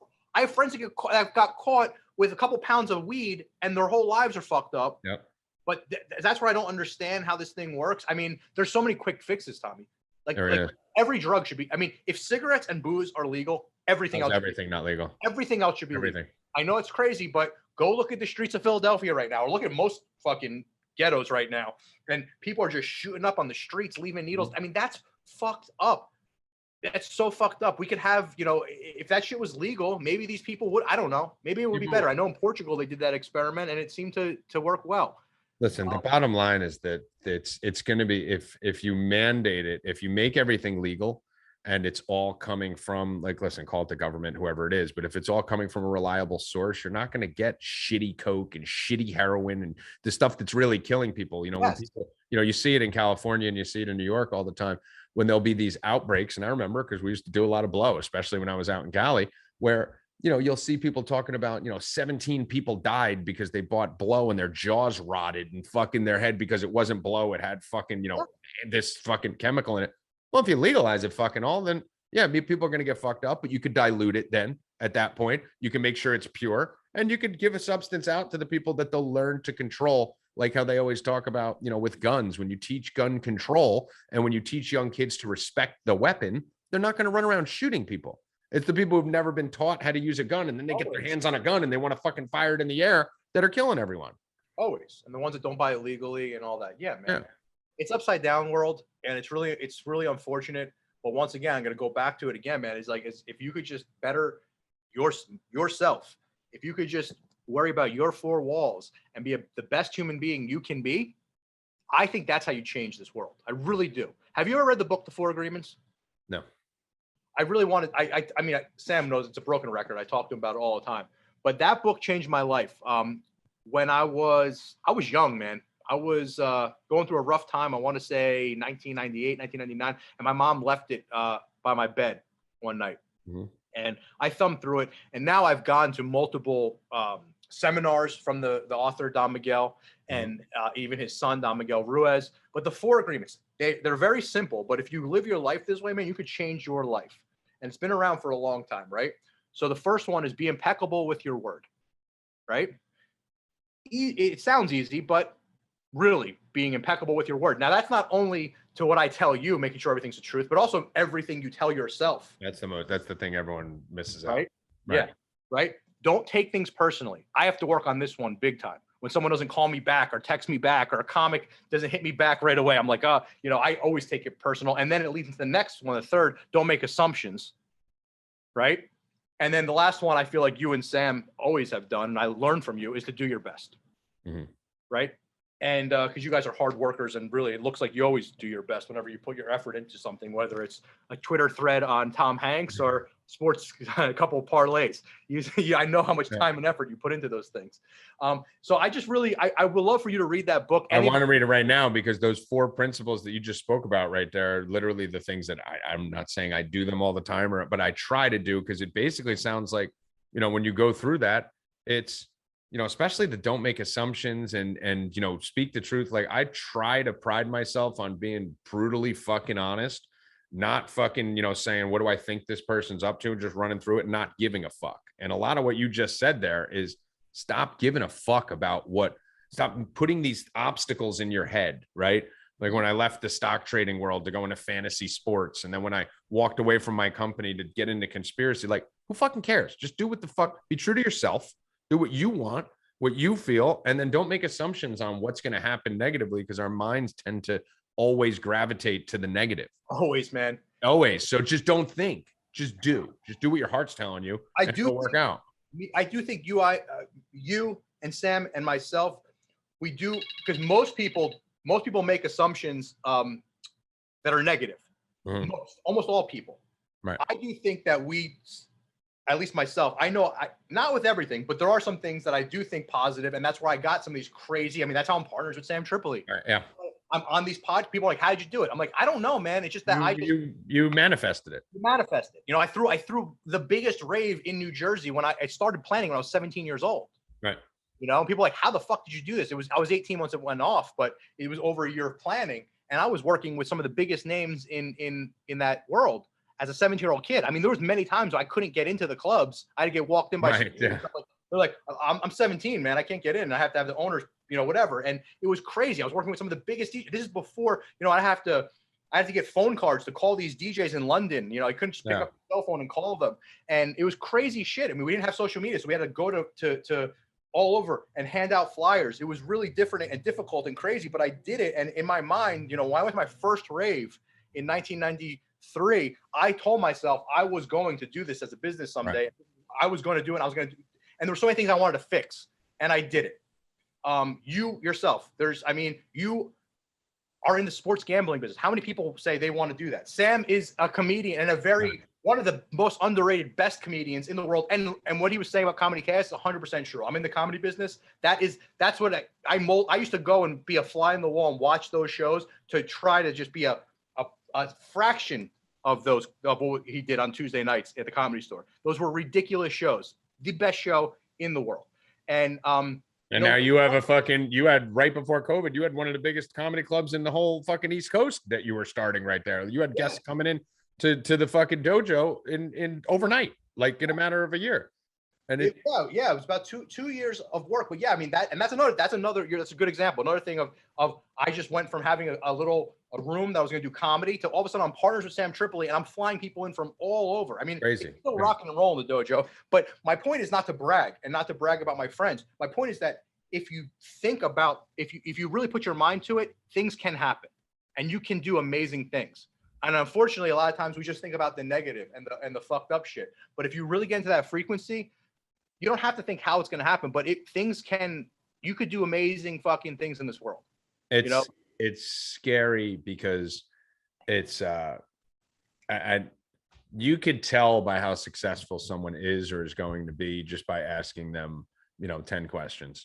Basically every Napoleon Hill book has been built on this exact principle, that fucking wealthy people and successful people answer questions the same exact, a complete opposite way as failures. Like if someone came up to me and let's say, I'll give you a good example. There was this girl who I was dating at the time, actually, and we weren't dating at first. She was a hardcore liberal.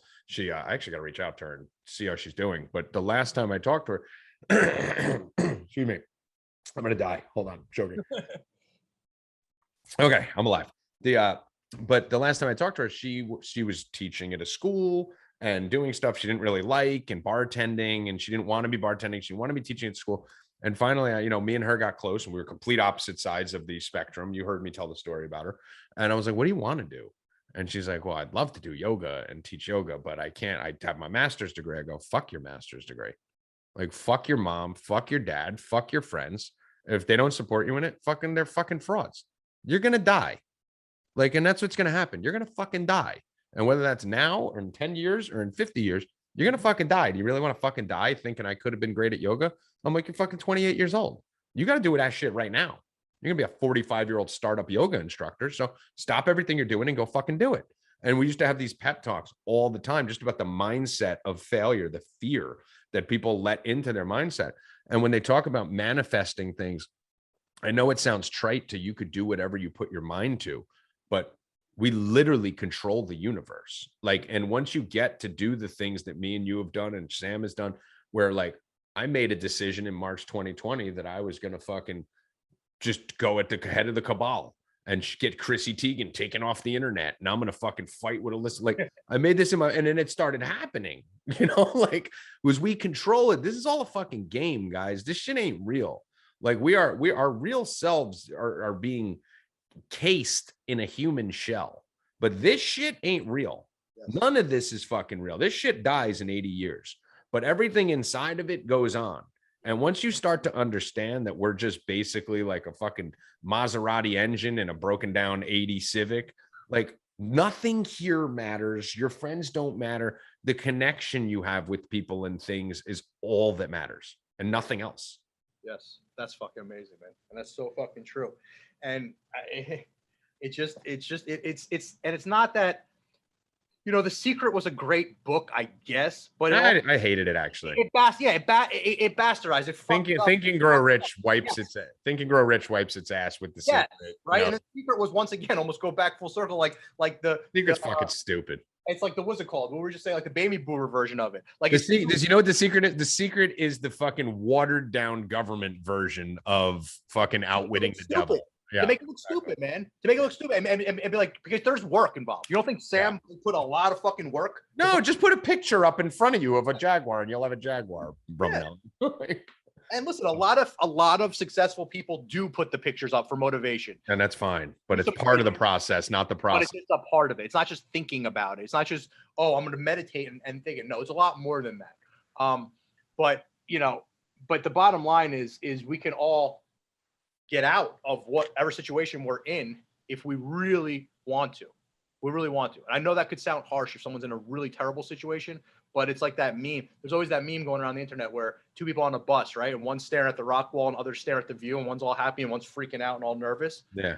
Right? It's just a perspective, man. Yeah, it's perception.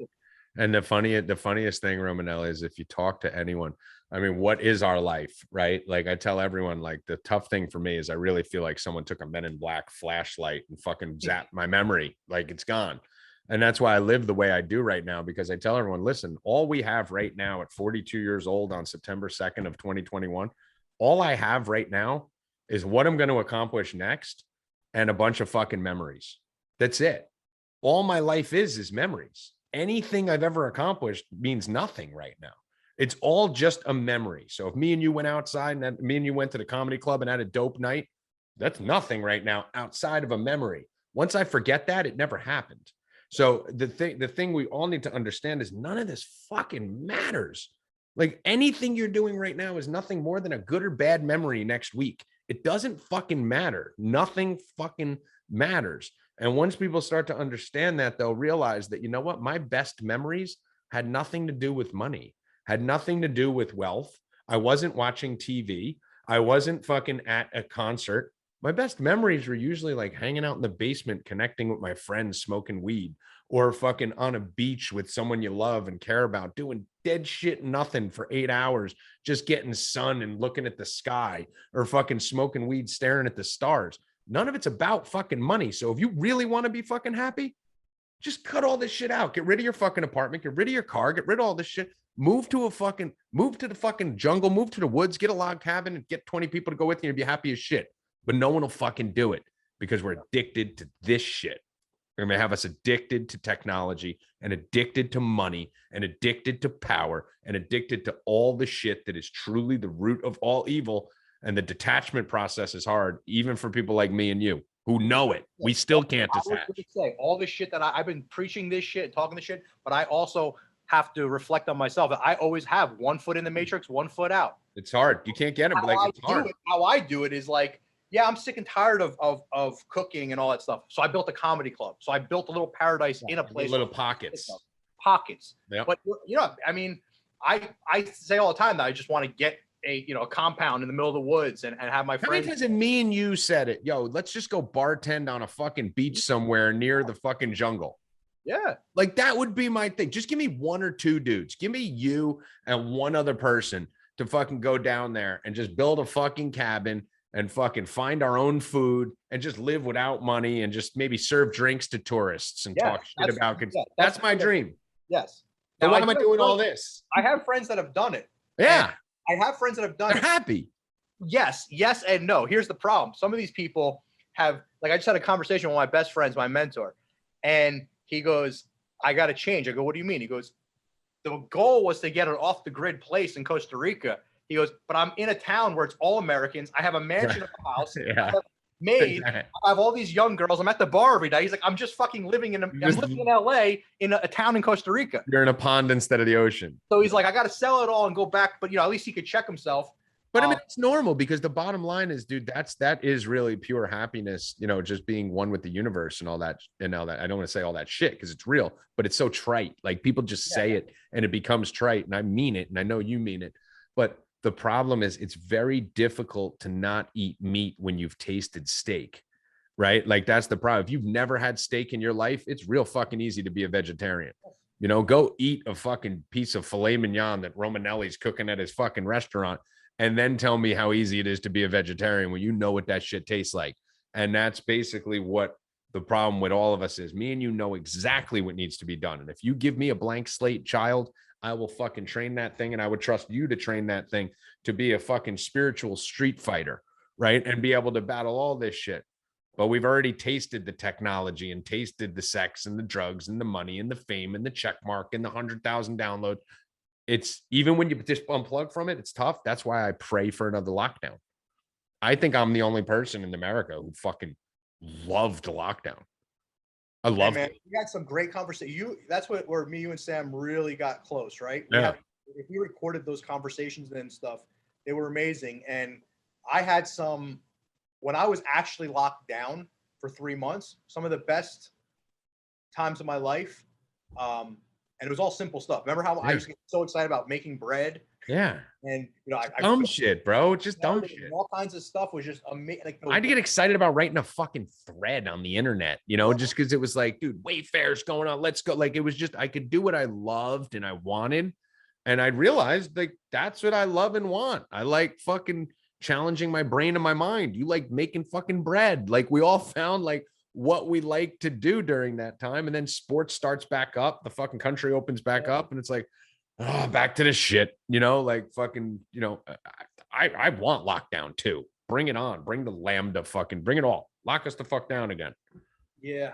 I mean, but I don't for my business. I like being rich as fuck, but at the same token, I like being happy more. And for me, for the business part is there's too many people rely on me. And that part was really once I like realized how many people like needed to come to work and, that's the thing. Yeah. That was, how many, I lost all my managers because, I didn't really have those positions for them. So that part kind of sucked. And I don't know if I can deal with that all over again, but fuck it. I mean, maybe maybe if it was to happen again, maybe I'd say, fuck the restaurant business. I don't know, who knows, but it was a special time, man. It was definitely a lot of good that came from it at worst, even though there was a lot of bad.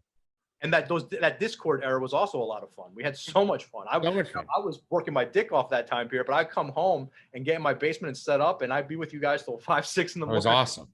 It was a lot of fun. Until these fucking little fucking cucks that didn't like me because we said a bad word about Trump or Q, and then it all got toxic. But I mean, it's but we're actually building another community, Romanelli. So you'll see it, the nomercypodcast.com.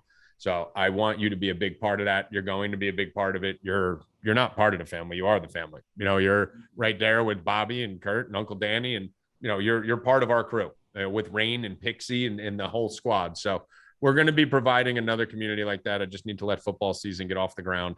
Everyone always says Tommy's always delayed with everything he promises. And it's like, if you knew what the fuck I go through every day, like everyone sees me getting deleted from Twitter. They don't realize I've been deleted by 9 payment processors and I had to use one of your friends just to be able to do business.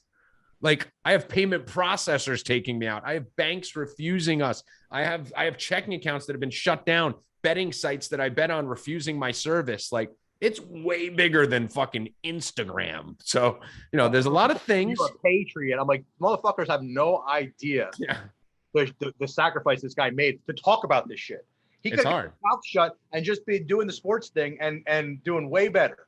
Oh, I had 40,000 followers and a check mark. I didn't need to, like, I had a $5 million company. Like, that's what pisses me off with people. It's like, dude, my life, when I talk to people privately, like, you guys see me here on a microphone, and that's why I like the Discord better, because me and Romanelli would get personal. We'd get vulnerable per se, right? When there's 30 people listening and we're all sharing stories, it's a lot easier to be vulnerable than it is with fucking, this podcast will have fucking 80,000 downloads. I'm not going to go to the level that I'll go to in a 20-person Discord when it's you and Uncle Danny and fucking a few and Pixie and Rain, right? But, this life's exhausting, dude. Like, I'm fucking exhausted. Like, every day I wake up and I'm like, it's exhausting. And it's just a matter of finding the things that don't exhaust you. And that's really what life is about. Find the things to do, because you're going to burn out no matter what it is. Just find the things that you don't wake up and go, fuck, I don't want to do this. And that's where I'm steering towards.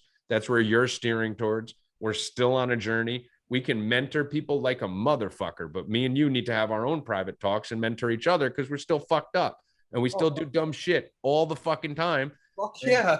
But you know what? Guess what? If you're going to be a mentor, you got to put on your iron shield when you go out there and talk to the younger people and talk to people who need your help. But then at the same token, we could take that shield off and talk privately and be like, dude, I'm really fucked up. Why am I so stupid? What did I do? We're humans, man. And we still do have one foot in the matrix and one foot out. We're not 100% out of it, And every time we get out of it, they drag us back into it. Fucking the evil comes in. Man, it's all addictions. This indigenous woman that was a shaman used to tell me all the time about, she's like, you guys are all Americans. She did so much work to try to heal Americans, but she'd say, you guys are all addicted. You're so addicted. And she wasn't talking about drugs. She's talking about meat, social media, TV. She says, your addictions. It's kind of what you're talking about. We're addicted. We don't think we can just have nothing and thrive, which we can. Back to what we're talking about our grandparents. They did it. Yep. They did it, and they lived. And they survived, and they lived long and lives. We've done it in moments. We've done it for hours and days and weeks. But I mean, it all could be done. But anyway, Romanelli, tell everyone where to find you. I know they're going to want a lot more of you. We're going to have some stuff for you on nomercypodcast.com. But you got a couple handles out there, a couple podcasts you're doing. I know things are a little up and down, as all of ours are right now this time of year, but fill everyone in on where to find you.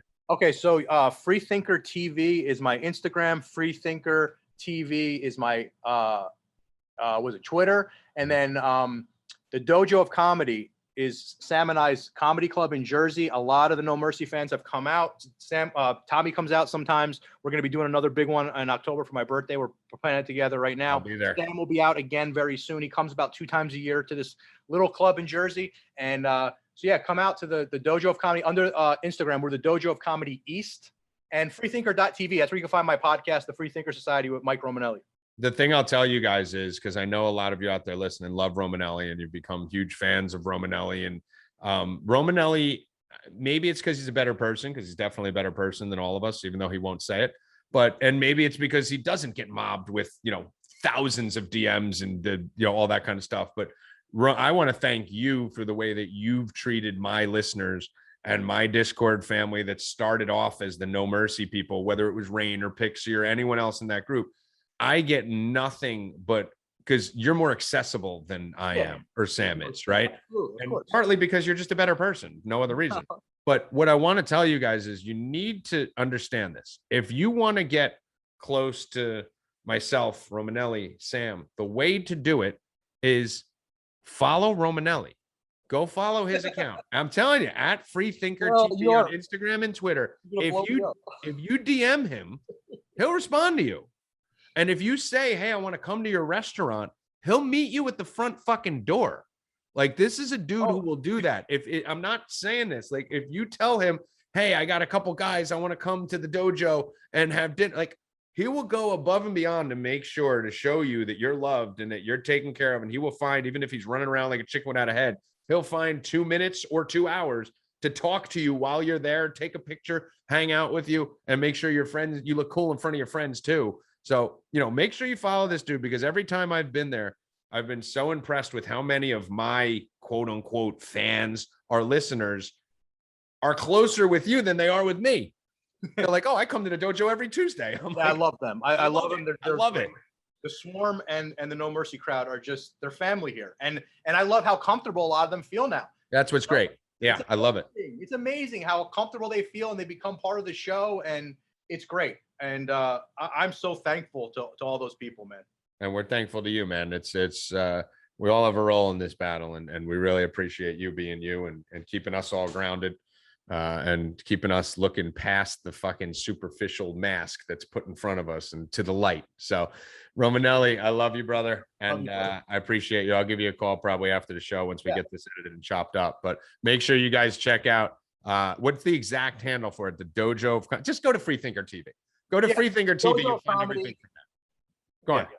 No, Dojo of Comedy, Dojo Comedy East, because there was one in LA at San. That's what I'm saying. Is it at Dojo Comedy East or the Dojo of Comedy? Yeah, Dojo Comedy East. But the guy that still runs the Dojo account posts all my stuff too. You'll find me through there. Yeah, just go to Freethinker. Just go to all of our accounts and you'll find everything. You'll find there. Do we post everything? Yeah, go to Tommy G Returns or Tommy G Returns 2 or Tommy G Returns 3, or by the time you're listening to this, I might be on Tommy G Returns 7 because I got deleted 5 times.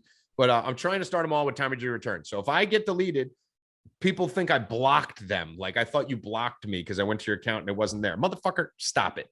Just keep using different numbers afterwards. But Linktree is great. So go to the Linktree, follow all of us. For Romanelli, for that fucking weirdo Sam Tripoli, who's no longer with us, I am Tommy G. Good luck. Stay questioning, motherfuckers. We do not train to be merciful here. A man face you, he is enemy. Enemy deserve no mercy.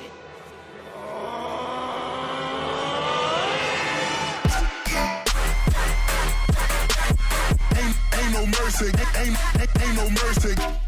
Huh.